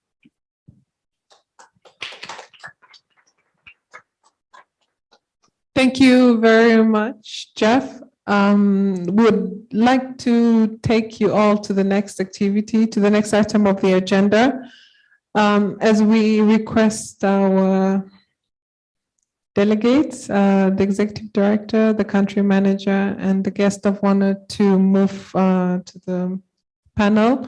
We would like to ask all participants, if you have a minute or so, just as we refresh, if you could log on to your mobile phones, and if you could click on slido.com,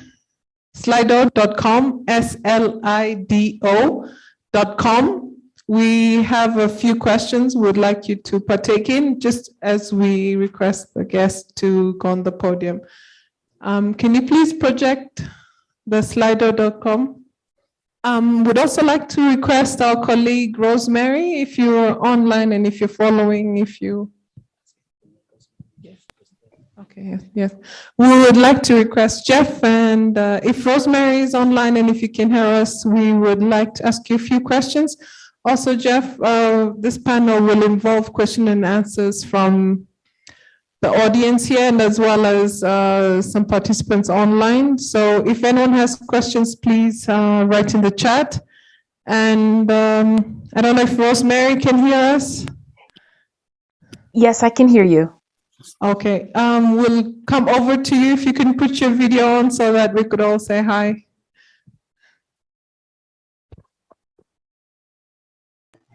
Hi, everyone. Good to see you all. Hello, Rosemary. Hi. Okay, but we'll go quickly back to Slido. Were you able to open it, Dieudonné? Or should we continue just straight to the panel? We're just going to ask everyone here and online, in one word, what would you describe social accountability, or how would you describe social accountability? If you could kindly just log on to www.slido.com. And if you log on, you will be requested to fill in a code. These are the new times when we work with technology. We'd like to document this. So it'll be a quick exercise. So www.slido.com. You will fill in the code 9637353. And if you could just in one word describe what social accountability means to you. We will also project that online so that everyone can see what some of the suggestions are. Didn't were you able to project what some of the answers are? Or we can come back to that as everyone fills in. So we'll go to the Q&A question. Back to you, Rosemary. We'll come back to some of the feedback from Slido. So if you can take us back to Rosemary so everyone can connect with Rosemary. Hi, Rosemary, it's us again. So the question to you this afternoon is, as a key resource person who has been involved and working on the GPSA project in different countries across the globe, what would you say are some of the core challenges encountered with promoting social accountability, and what can we do to improve or to address this at country level? And is there any word of thought that you would share or CSOs can take from this experience? Thank you. Thank you so much for this question. It's a big question, but one of the things that I'm... Can you unmute? We can't hear you. Just 1 second, sorry. Can you hear me now? Yes, very clearly. Okay, great. So one of the things that I increasingly have a lot of sympathy for is, as we promote accountability, the capacity of governments to respond. Very often we think that they're not transparent, they're not responsive, they're not compliant, simply because they do not want to be. And I think one of the things that I see across the board is that government have jobs just like civil society, and often they're overwhelmed. Often mechanisms for promoting transparency do not exist. Often means of responding, just the human resource, the staffing, are not sufficient or equipped to respond. And often when it comes to compliance, they have a lot of constraints. And I think that in response to your question, how do we improve their capacity? I'll just refer to an example of an agriculture project that we're involved in right now in Armenia. And what we've noticed is that the water users associations are very frustrated. They feel that the services of the sector are not up to par. But the way the irrigation systems have been designed are not cost effective and not efficient. So the energy costs are way beyond what users can pay for. And the government has to come in and subsidize. And sometimes the ability to subsidize is constrained. The needs are far beyond the capacity, and projects themselves need to be redesigned. So what we're doing in this project is we're introducing not only social accountability tools, but also benchmarking tools, so that the government identify indicators of irrigation systems that they can use to monitor and benchmark the performance of different water users associations across the country, and build their capacity to play an oversight role and support these users associations and support the government to invest in with information and with data, so that when it comes to promoting compliance, it's based on an evidence base. So what we're doing in many projects is supporting government to collect data and to use this data to give them an upper hand in being prepared and able to respond to citizen demand and citizen voice. And I'll also give one more example of the work that we're doing as GPSA in Sierra Leone.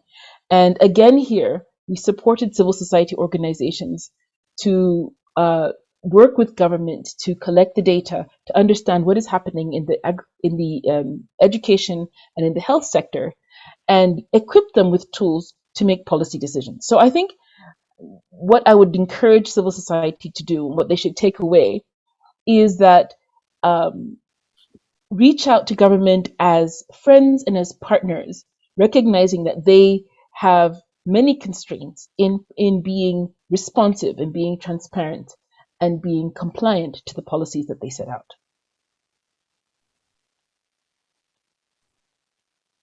Thank you very much, Rosemary. Do you have any questions from our side, or should we continue and you get back to us? We can't hear you, sorry. I don't have any questions right now. I think my question to the government represented here is to what extent are they able to see the lessons learned from this project replicated in other parts of the country, and to what extent would they like to replicate the work with civil society that they've done with Transparency International in their other projects? Sorry, Rosemary, could you say that again? Sorry. Thank you. Sorry for making you repeat. Thank you. No problem. So my question is targeted because I think that civil society are very keen to continue to promote citizen engagement and participation and promote their role in decision making in the agriculture sector.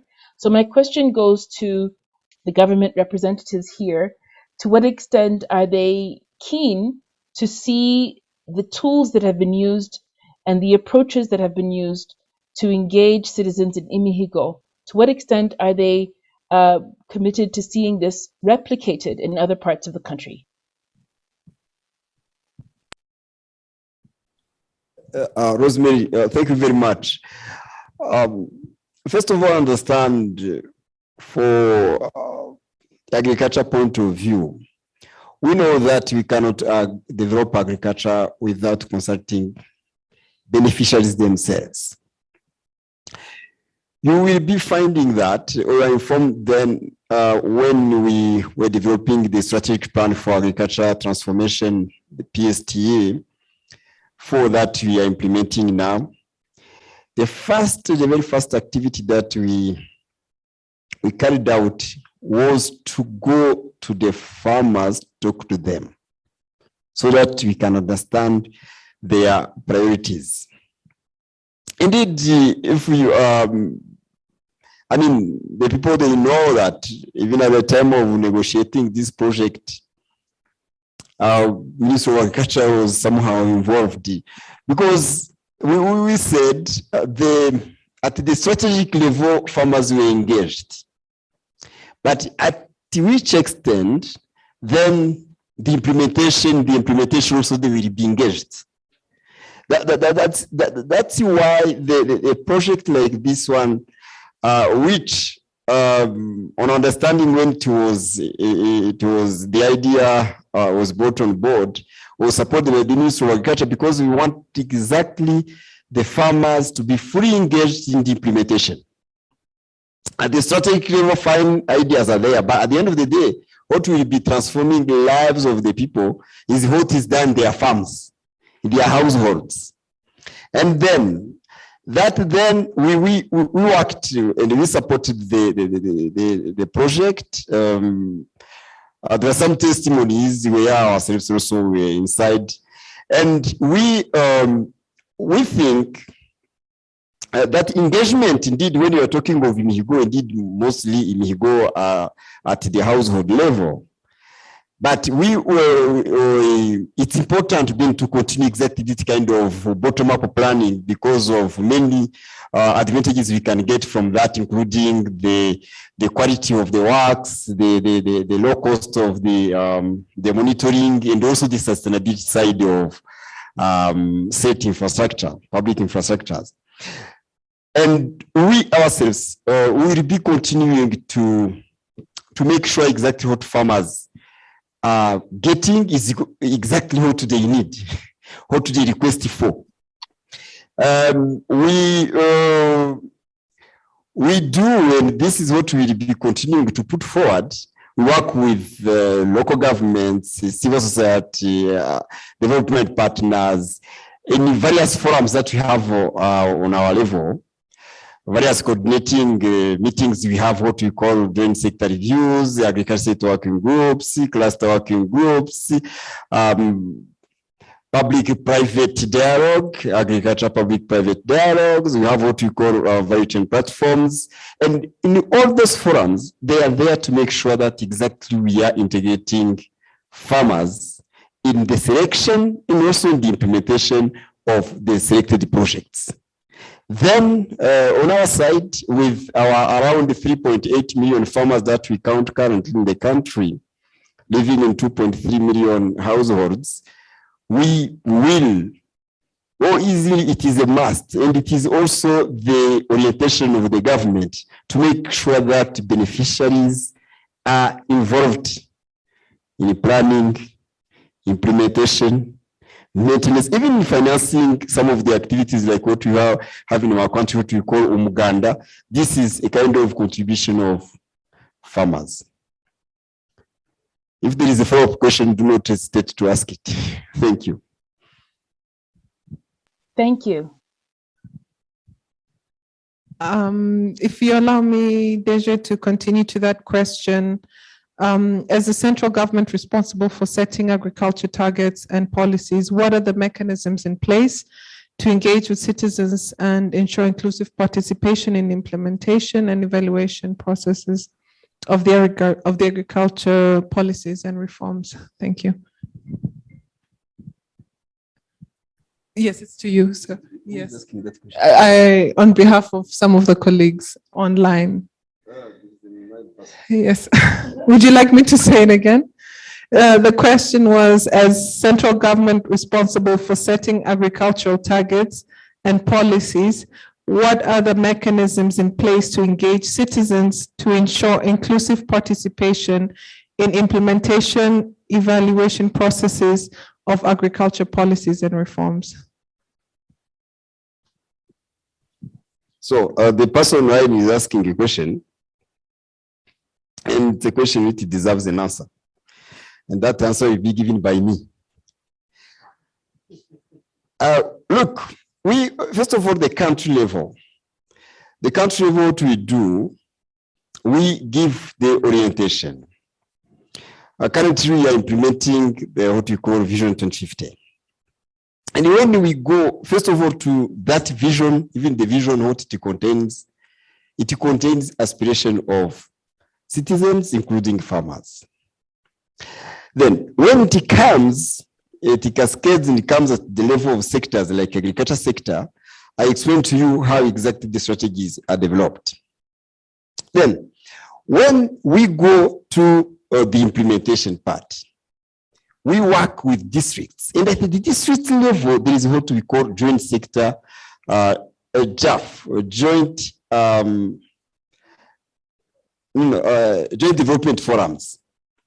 They are joint action development forums. In those joint action development forums, farmers are represented and implementation is done there.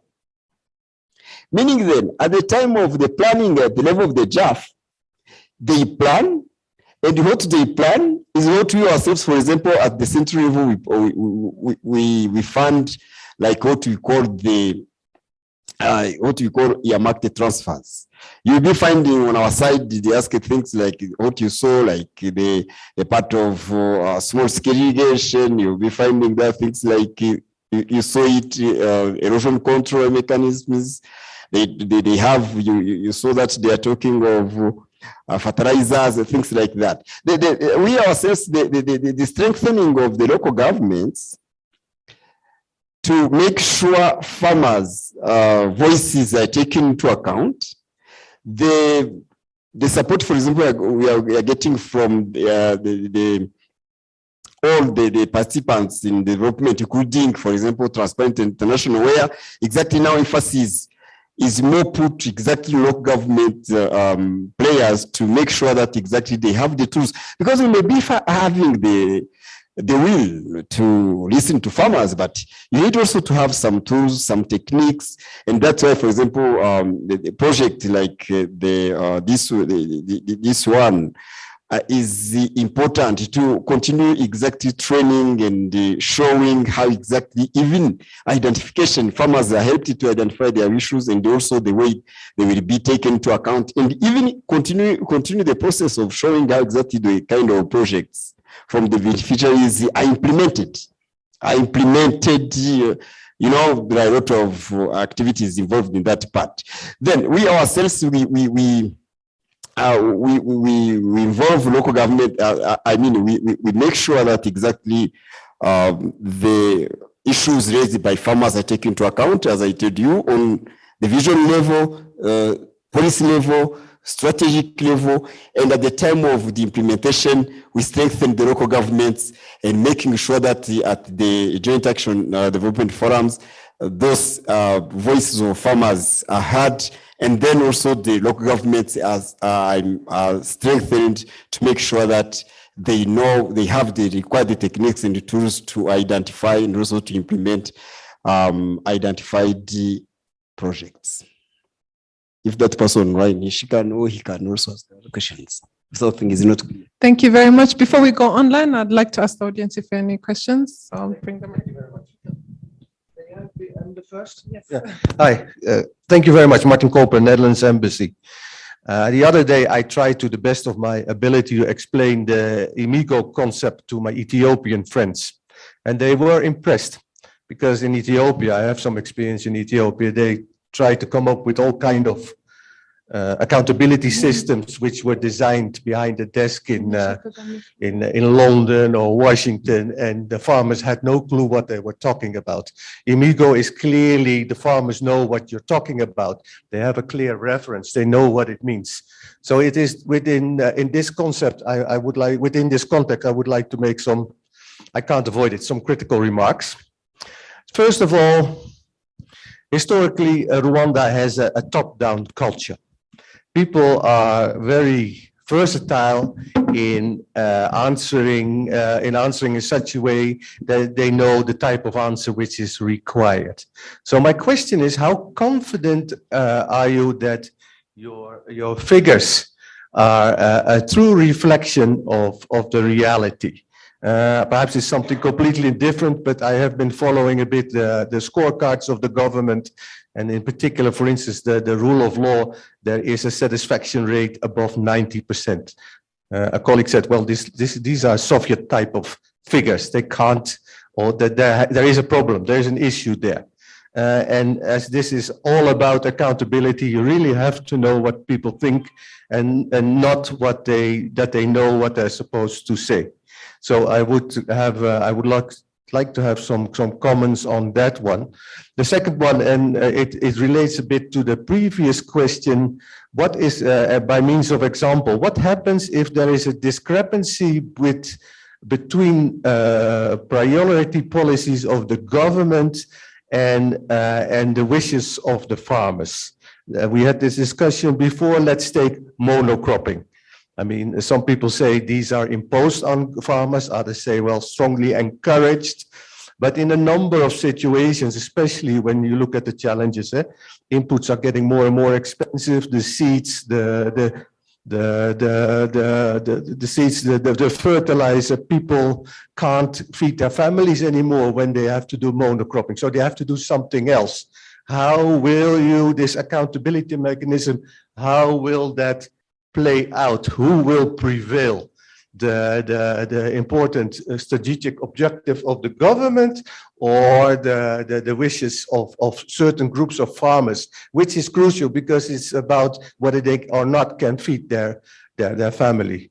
And thirdly, I was really I really enjoyed to see, I was really impressed. I see that also Transparency International carried out a number of political, economy analysis. I would love to see them, by the way. And it's in order to, I mean, we're talking not about just accountability, we're talking about the quality of accountability. And the quality of accountability is partly influenced by other factors which play a role in this context. Important political players, political elites with economic interests, they decide to a certain extent how much this accountability is worth. And we have some experience how that through the years, how that plays out in in for instance, the potato sector. So I would love to hear a bit, if you are able to see how this work you've done in terms of political economic analysis, as perhaps you can give an example, how that has influenced the quality of the accountability. Thank you. Let us know where you're from and your name, just so they can address you. My name is Martin, of the Martin Koper, Netherlands Embassy. So whoever wishes to reply. Okay. I also wanted to ask if we can have a round of questions and then reply. Okay. Thank you. My name is Jean-Claude Nyilandumwe I'm the Executive Secretary of CSYB. CSYB is a number organization for local NGO and development that are much involved in the increasing citizen participation in Imihigo, but also advocacy in the agriculture sector. We thank you, Transparency, for presenting this very important achievement over the 5 years. To me, this recommend a kind of scaling up, because it was only done in 2 districts. I'd like to ask the World Bank if this is just a pilot phase, or if based on the positive result received, if the World Bank is ready to support the scaling up of this kind of project.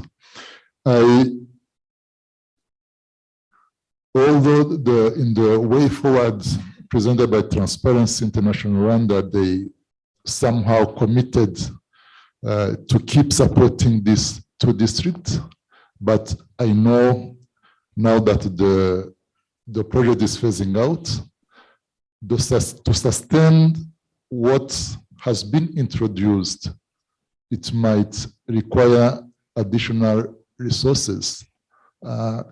I don't know if our districts are ready to keep using these tools that have been developed and tried. We have seen that through the 9 avenues that Transparency International Rwanda introduced, only 2 were existing. How are districts ready to follow this methodology if the resources of the project are no longer there? And another is not only a question, but we all know that in Imihigo process, it looks like a one-way traffic. We know it's from the village, go up to the cell, to the sector, and there is very little effort to go and just feedback what has been approved after the district Imihigo are validated. And through this methodology, unless I didn't follow well, I didn't see any phase of going back and giving feedback. Look, among the 5 maybe priority you gave, only 2 were maintained, and why?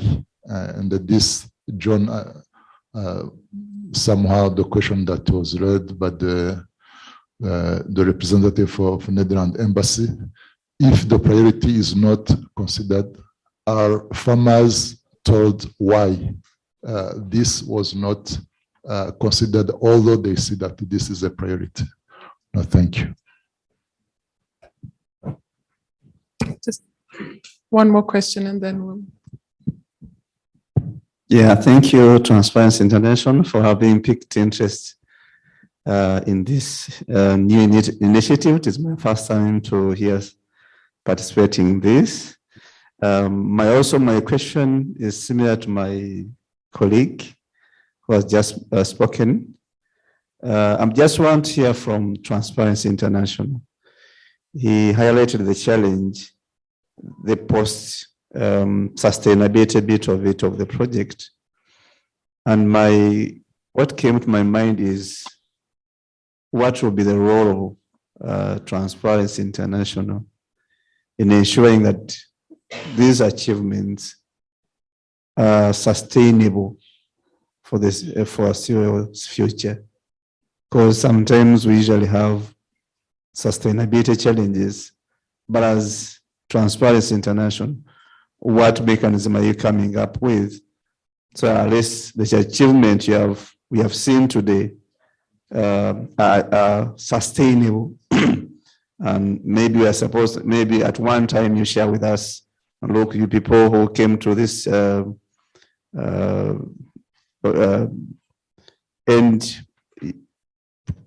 project, what we expected is still on ground, and in fact it is going to greater heights. Thank you very much.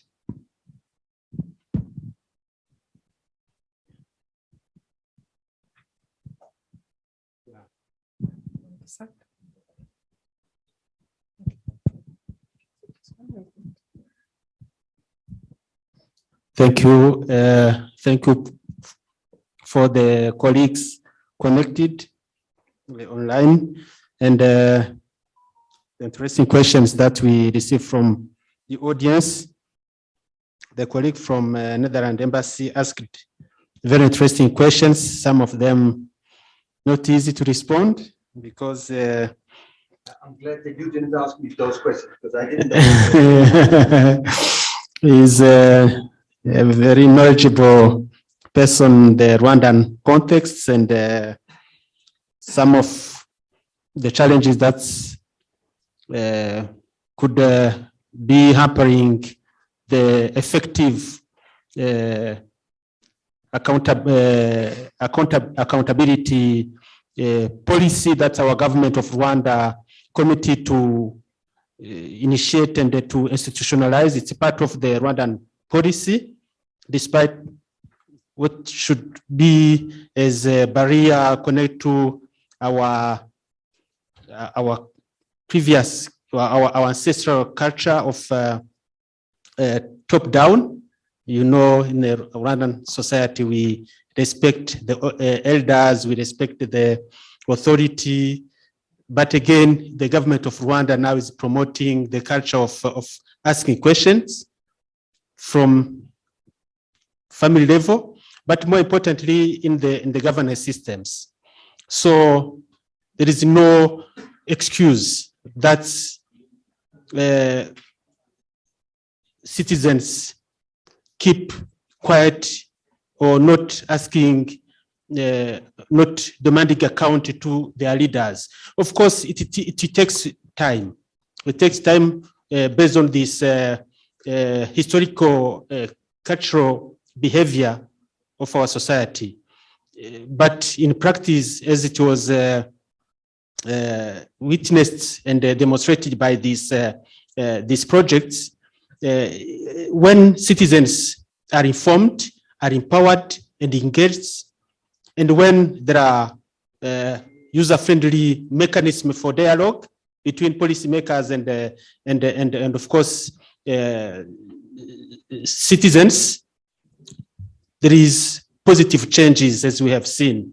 I'm here as a tier, but I think what is important is the voice of the citizens and our district implementers who are with us now in Baraga and SDA Riba, who can really show that with the created mechanisms, citizens were able to challenge the policymakers, and you saw in the documentary.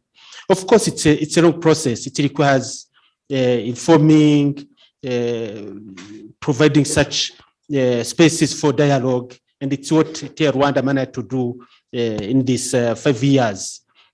The experience of Kayonza and Nyanza showed that it's possible. And I think I respond to the question of Jean-Claude who asked, he did not see he saw the channeling of the needs, no feedback. But one of the beneficiary citizens from Kayonza mentioned one interesting best practices, Daji and Agarutse. I go, I am back. It's their way of formulating a feedback mechanism, and they put it in their local languages. Daji and Agarutse. I go, I am back, meaning that I submitted the priority. I come back, and say this is what have been accepted, this not have been accepted. So it's this feedback mechanism that you wanted to hear. So, colleague from Netherlands, I think governance it's a process. It's not something that you can say in 1 or 2 days you finish. And we thank really the World Bank who accepted even to support the project for 5 years, because we are showing that it is not impossible to achieve the results. But after the 5 years, we saw really concrete results. So this is connected to the research we conducted in the political economy analysis. And this research wanted to really to analyze the distribution of the power. And of course, how the citizens are informed about their power, or what they have as authority. Of course, the power is not only because I'm in a position of exposition of leading others. I have the citizens need to understand it, to know that they have power on me, on the local leaders. And this is what TIA Rwanda and our partners on the ground try to really to reduce the space which was existing between the policymakers or implementers at the district level and the citizens. And I think the good message could be, or the testimony could be shared by the beneficiaries. So it's a process, but I think it's something which worked and which is possible. And this is why even the World Bank accepted to do a piloting phase. When we were discussing, they said, is it possible? How can you demonstrate the impact? But I think this is an impact that we have been able to demonstrate. In terms of sustainability, TIA Rwanda and our partners on the ground, we tried to really to create user-friendly spaces. We put in place the farmers committees. They are established, they are operational. And those farmers committees were formed from, or were elected from the broader farmers cooperatives established by Imbaraga. So those farmers committees are the voices of other farmers. So they know each other. And one of them is here from Nyanza, the president of some farmers committees. So they are operational, they are active, they have been empowered. Second is to connect those farmers committees with other government existing mechanisms, which include, among others, the JAF, Joint Action Development Forums. Those are the government spaces where farmers' representation was not included or present. And so TIA Rwanda tried really to connect the dots with what is operational, with what is working well, to those new spaces that we created. And of course, we established Agriculture Week, where, for example, the farmers and the officials on agriculture sector can reflect and meet and discuss. So those mechanisms have been really created, and they are interconnected. We reduce, there is trust, mutual trust, and cooperation is really in place. Of course, we as TIA Rwanda, civil society, what we will ensure is to keep in contact. We are not leaving Rwanda, we are still Rwandan CSOs, and as we heard, we have created media network on social accountability. Media, they are covering countrywide, reporting countrywide. So I think those mechanisms that have been put in place, interconnected with very mutual, where the trust has been enhanced between the two parties. I think there is the sustainability is there, but it needs to be monitored and of course keep supported. This is what we can respond. So I think other questions, if not responded, Octave and of course the funding. Yes, yes. Very quickly, thank you so much.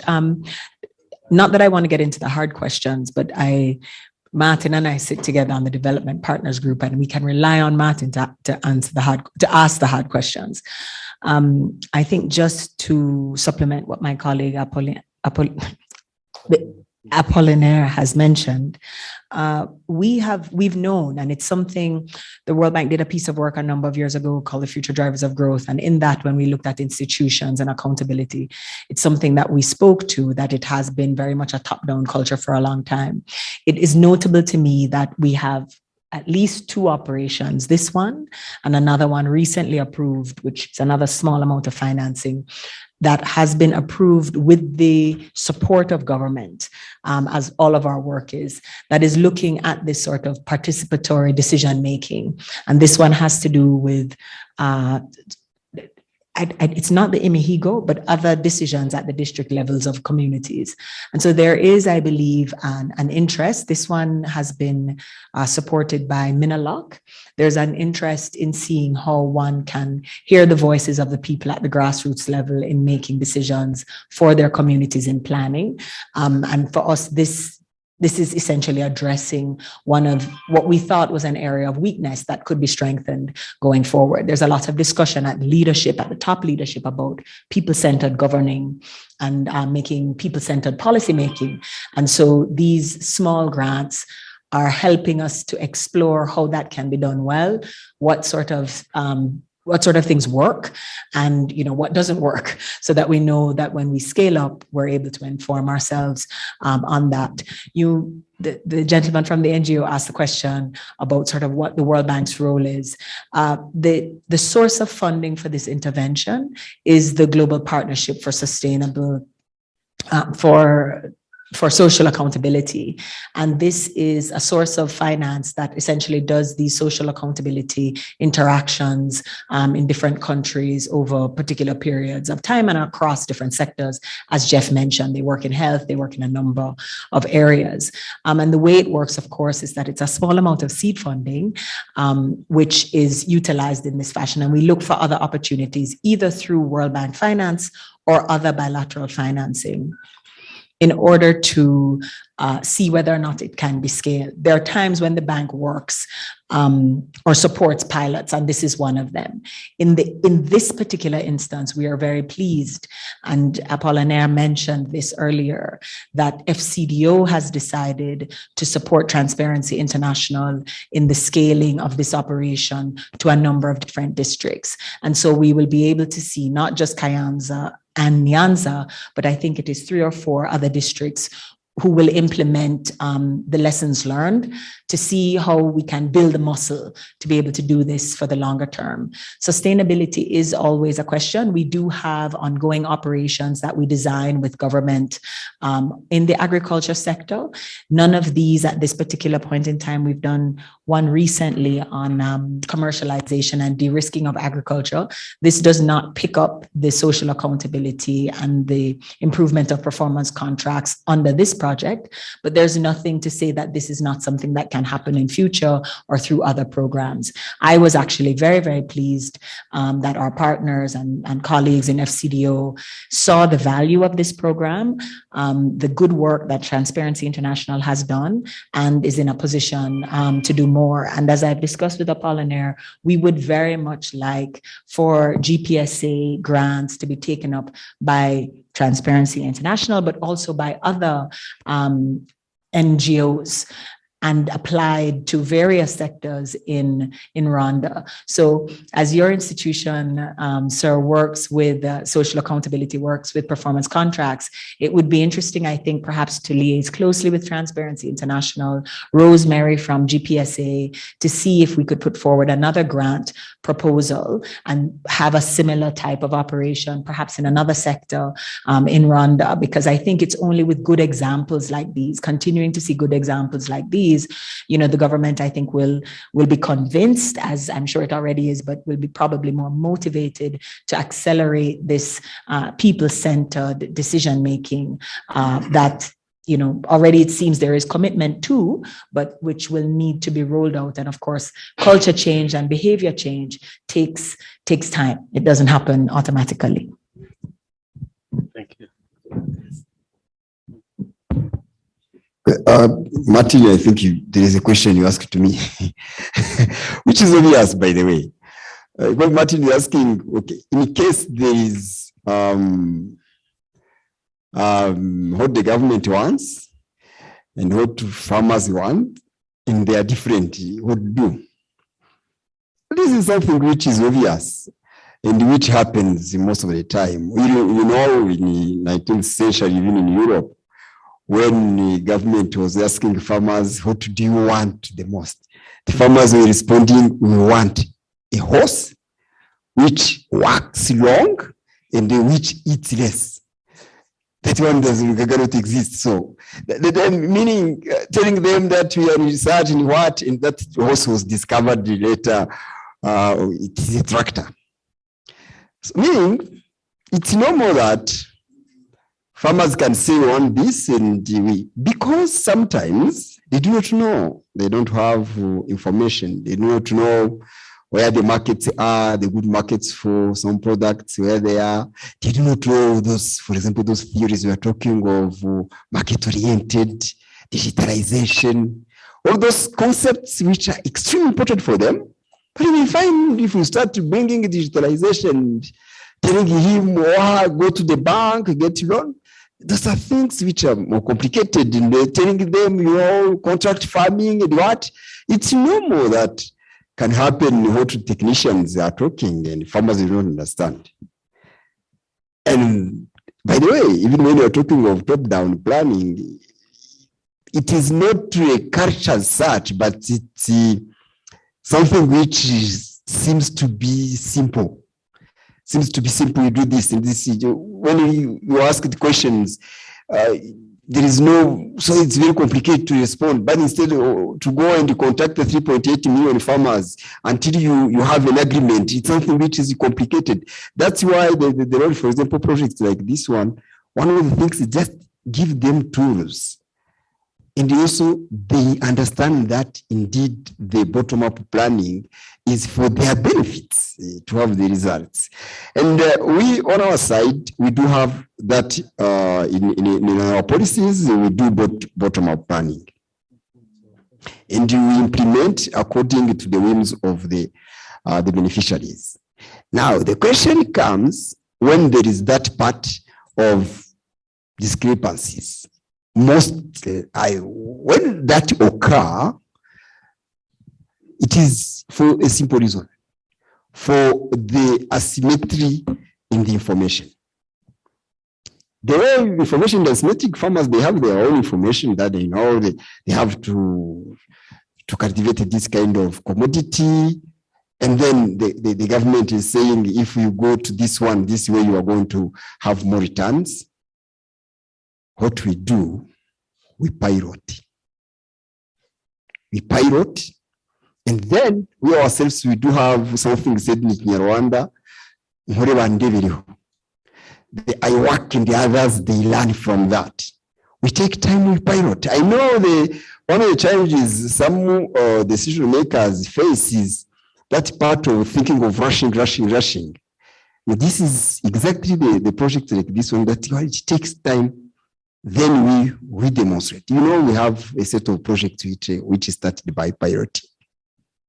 Pilot, others they learn from those ones who are not, in the extension you have the ones that we call opinion leaders, early adopters, and then at the level of the laggers. If the laggers are many, then we will be starting with the early adopters, and then they come and they learn from them until they adopt the right path.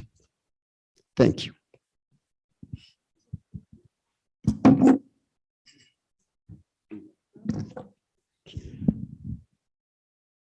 So we just have one more question in the audience.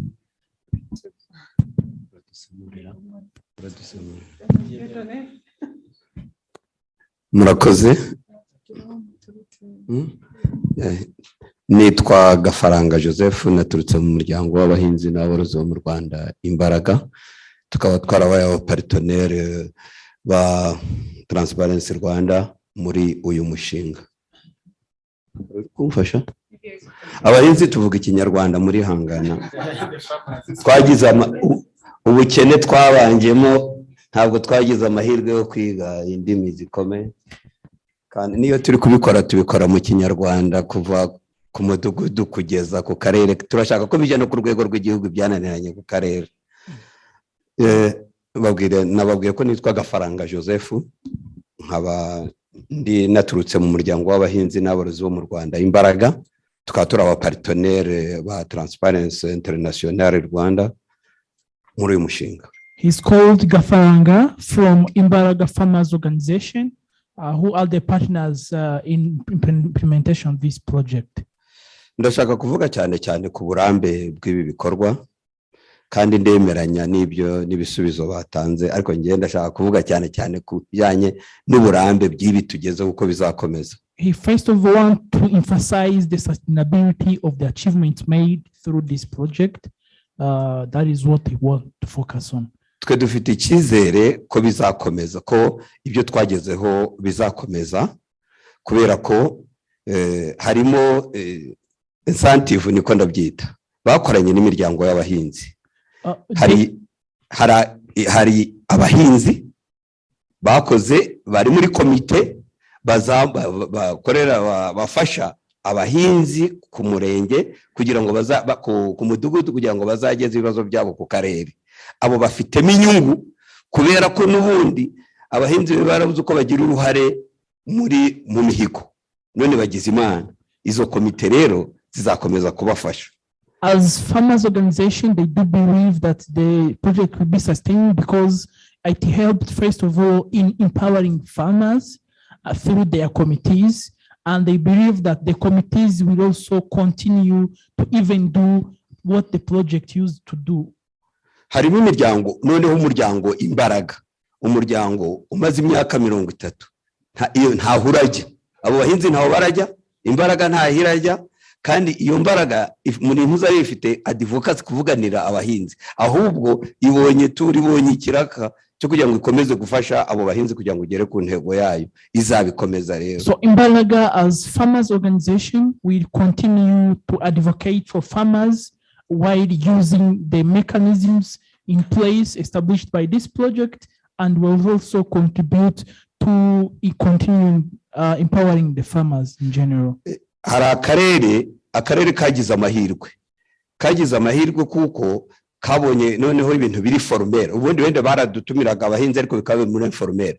Akarere gafitemo inyungu muri evaluation, kuko abakora evaluation baturutse hejuru muri Minaroka, iyo basanzwe bafite impapuro ibitekerezo byaturutse mu baturage bikagera ku karere, bakafite amazina n'abantu babisinyiye, nkeka ko amanota yiyongera kuruta uko babikoraga mbere. Akarere rero tukeka ko tuzakomeza gufatanya kugira ngo iyo nyungu ubwo bwengere bw'amanota bw'imihigo bukomeze.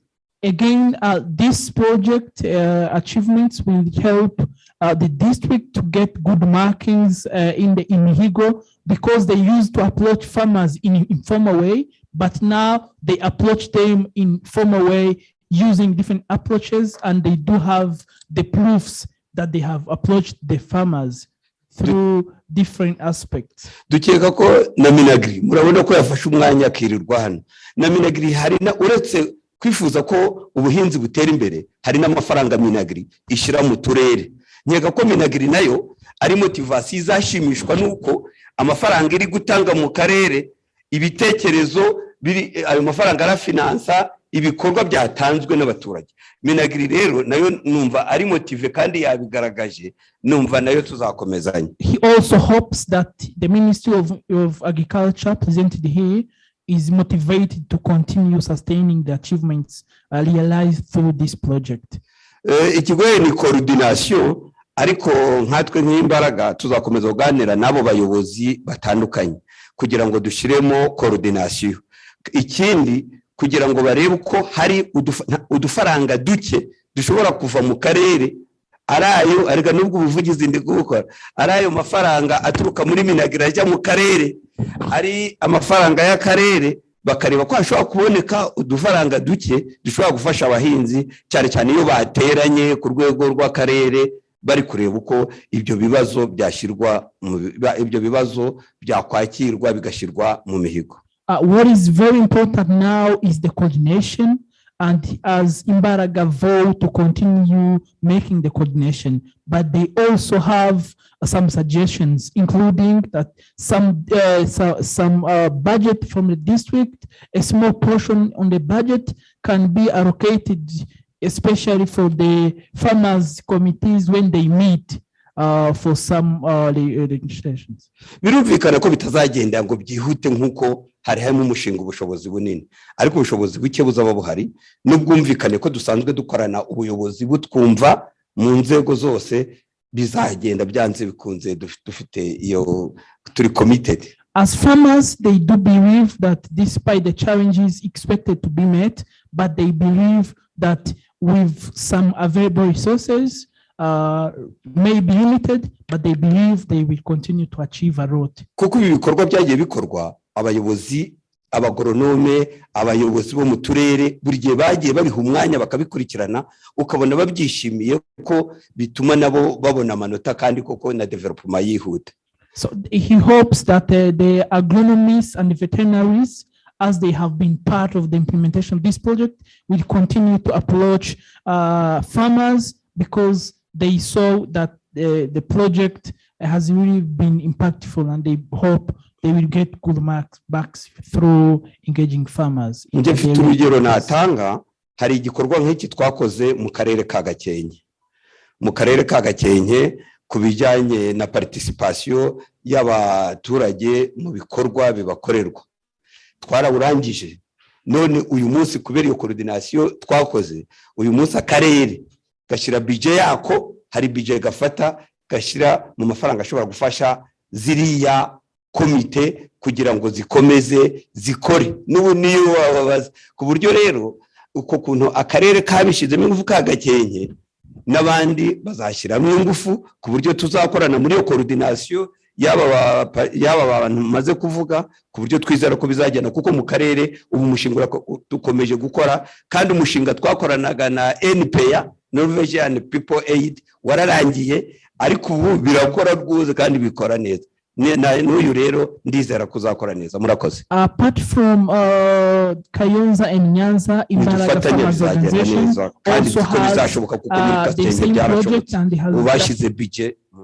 and has duplicated some activities in Gakenke district, and they have realized that the Gakenke officials have owned the project, and they believe that it will also happen for this project, even in Nyanza and Kayonza, where officials are expected to continue sustaining the results achieved.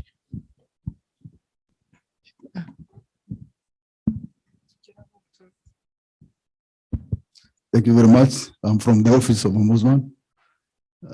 My question is about one of the challenges that was identified during the presentation. The presenter from the TI Rwanda, he talked about the problem of bargaining power when it comes to price setting. I think this one is crucial, because when there is an increase in production, normally the result is that the prices will drop. Sometimes it drops drastically. Sometimes you hear farmers will normally complain. So I just wanted to know, to share, how can these problems be addressed? Because even the presenter during his presentation, he identified it as a challenge, but that was not addressed, I think. So I just wanted to maybe to ask the representative from the Ministry of Agriculture, what is your take on that? Thank you.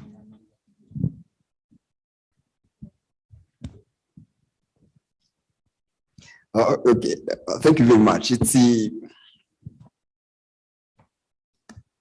the big challenge that we meet in agriculture indeed. Two things here. One, farmers are strong in production, are weak in bargaining power or prices. That is something which is known. Secondly, there is that issue of supply and demand. If there is a lot, prices are low. That's another challenge.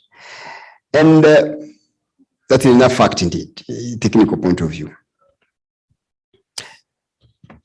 Sometimes it becomes harmful when you see, for example, someone is buying seeds on something like 1,000, and 3 months later is selling his produce at 100. That happens. Two things that we need to work on. One, and we work on, by the way. One, a farmer gives out his or her produce to resolve an issue, and he needs or she needs that to be resolved. For example, sending a kid to school. In our culture, we say, in our language, we say, that's what indeed they want to mean. Just one night, you can really kill your cow. That's what it means. I am in crucial need of cash. I need that cash, whatever it takes. That is what. So then, one of the things we needed to work out, and we try to work out, is first of all to allow that farmer who needs some cash to be able to go to the bank, to put his or her produce in collateral, and to get that small cash he needs. That is one. Secondly, to be able to somehow control the supply. To not say we did that. We did that with cows. In the past, something like 20 years ago, all the farmers were taking their cows to the market, what is called in the Eastern Province, Vikomera, and then the cows were bought almost for nothing. After finding that, the Minister of Agriculture took a decision of somehow not allowing each and every cow to go to the market. We started deregulating the number of cows going to the market for the benefits of farmers. Now it has become a culture. When people, they see all those hearings we brought on board 20 years ago, some of the people, they think probably that came. It did not come like that. And also at the beginning, as Martin said at the same time, there was a resistance. Farmers, they wanted to sell off all their cows at any cost.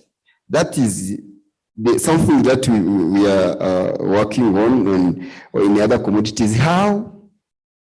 By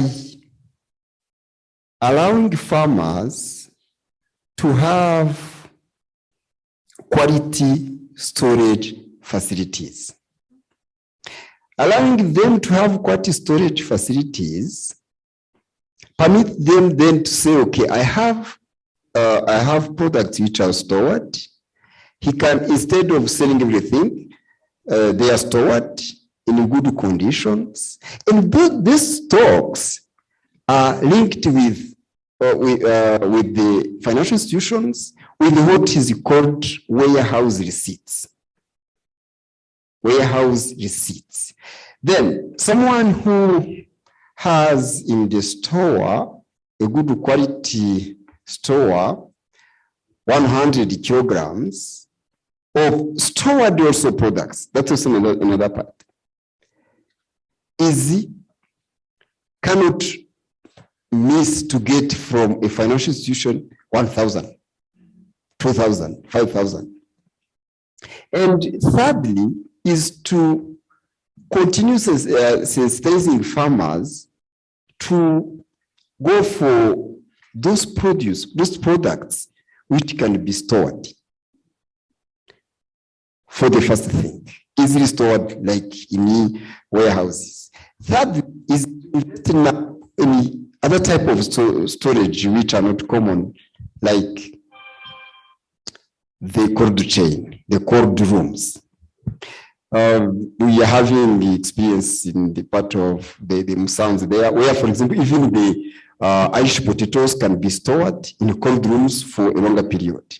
Then, having storage facilities, linking them with financial institutions, continuing to sensitize the farmers, will permit them to get cash, and as they get cash the way they wish to resolve very urgent issues, they will be increasing their bargaining power. And then also the other part, which probably is something that we're working on, is now to go for e-commerce and digitalize all those stores, so that even we can sell through commodity exchange, we can sell even abroad via exactly the part of that part of digital and also e-commerce. Ombudsman or representative ombudsman, those are what we are having in the ministry. Some of them are under implementation. Thank you. I recognize that time is short, and in my job, I have to be an expert on everything, which means that I'm not as great as somebody like the DG who comes from the ministry and focuses on agriculture. But the two issues that he has raised, this idea of warehouse receipts is a big one, which we are very supportive of the ministry putting in place and expanding broadly, because it allows a farmer to smooth their revenues, right? So that they don't get everything now the day that they have, what is that word, harvested. They have everything. They're worried about spoilage. And so they're willing to sell at any price, right? This allows for a smoother revenue and then spending at appropriate times. The point on digitalization is huge. I want to step back one step. The bank clearly is a bank and we offer financing, but one of the things that we also do in order to inform the interventions that we make is to do analytical work, to do studies. And our most recent study in October 2022 on poverty had a very strong focus on the agriculture sector. And one of the points that we made as critical points was that farmers at the gate of the farm were getting a very low price, whereas the produce was being sold in Kigali and in other places at very, very high prices. And one of the key issues then was, how do we get farmers to link with the buyer that is not just at his farm gate? And a key disruptive and useful mechanism is digitalization. So I'm very impressed, for example, with these young farmers. There's a particular group, AgriFresh or Agri-Farmers, that essentially identifies farmers where there are in rural areas and is the vehicle through which buyers are made aware of what is needed, how much produce, what type of produce is available. And this essentially disrupts the buyer who comes to the gate. Because that buyer who comes to the gate, he's providing transport, he's right there, he knows that the farmer needs that money. And so he's going to offer the cheapest possible price for that product. But if a farmer has a smartphone and can link with these more disruptive platforms, they can see what other buyers are offering for that product. And that particular, I speak about AgriFresh or Agri-Farmers because I'm so impressed with them. Very young man, extremely Rwandan, extremely bright and well-educated. He also provides the transport service. So that farmer can identify, I have that product, right? I'm willing to sell it at X. And then he arranges for somebody to pick up and transport that to the buyer. And it's one of the reasons why we are also at the bank very interested in making farming sexy, interesting, fun, exciting for the young people, because they are bringing this innovation and energy with them that is ultimately, in our view, going to ensure that the rural sector is able to get higher values, right? And thus to eliminate poverty, right? Move people out of poverty and into more productive uses. We continue to work with the Ministry of Agriculture. I mentioned this new operation that we had that speaks about commercialization and de-risking. And some of this is speaking to proper storage, cold chains. This is the government working with the bank, identifying these interventions, and the bank providing resources, both loan and grant resources, to be able to deliver on some of these very points that the DG has mentioned. We think that there is more that we can do together with the government in terms of this innovation to try to create more opportunities for farmers to get more money at the farm gate for their produce. And it's a dialogue that is continuing between ourselves and the ministry, as well as with other development partners like the Netherlands, like Japan, like the United States, that are all working, like FCDO, that are all working in this agriculture sector.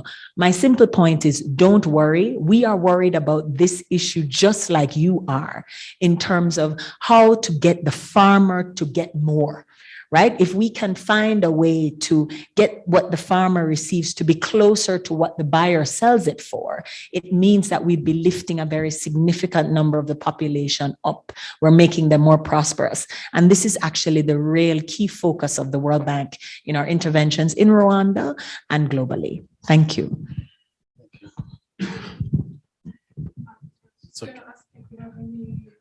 No, I think time is not on our side.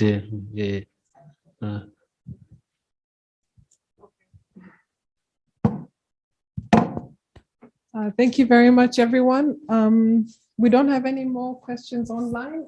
So I'd like to ask if the director could kindly share the way forward and closing remarks before we have a complete portion. Thank you.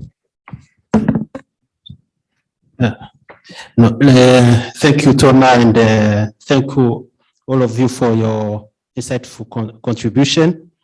I am encouraged because in my opening remarks, I said this is not an end. It's an ongoing collaboration. And the questions that have been asked show that there is still room for joint collaboration.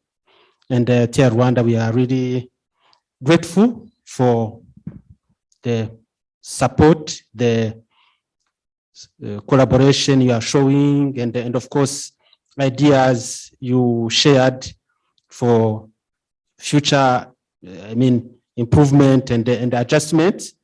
As I said, governance is not accurate science. It's not 1+1.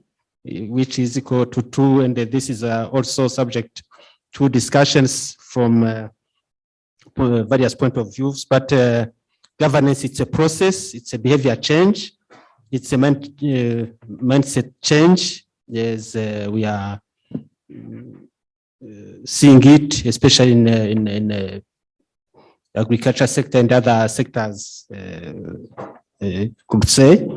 So, yeah, we are there to keep working together.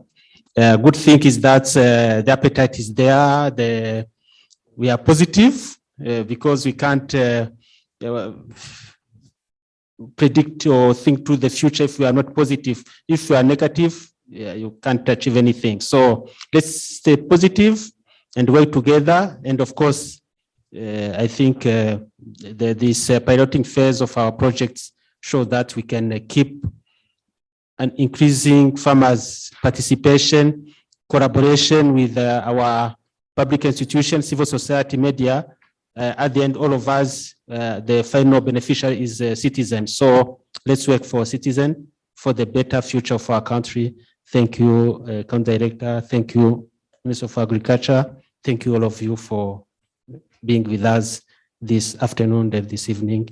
Thank you, colleagues who are connected virtually, the World Bank, Jeff and the team, Rosemary in Nairobi, and others who are following us in this event. We really appreciate your presence with us.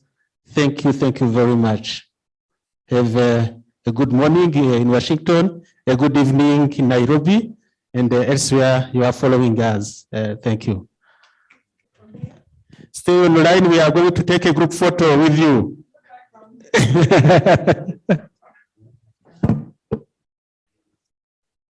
Jeff and Rosemary, if there's anything else you'd like to say quickly, but we're going to take a group photo. Just a big thank you to all of you. Thank you to TI Rwanda. Thank you to everyone for coming today, and thank you for your interest, your support, and thank you, development partners. I hope this is a cue to you to build on this and try to see if you can find it in your programs to support the replication and spread of these practices. So thank you very much to everyone. Thank you, Jeff. I would like to ask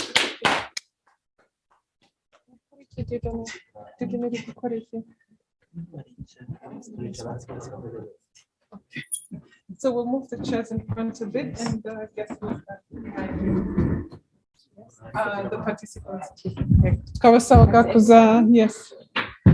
Hano, group photo. Could you please come so we could take a group photo?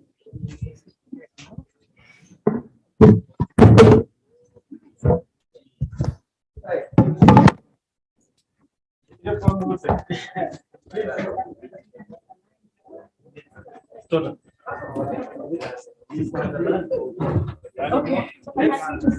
Yes. Yes.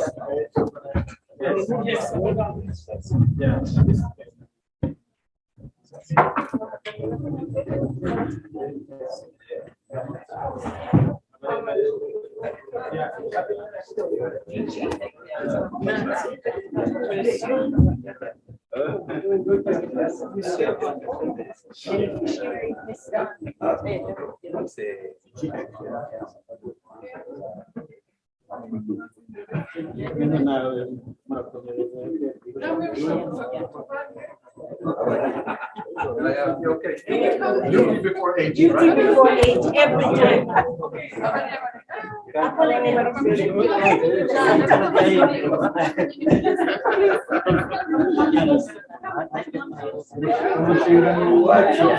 Bye-bye, Jeff. Thank you very much. Bye, everyone. Bye-bye. Bye, We're everyone. all waving bye.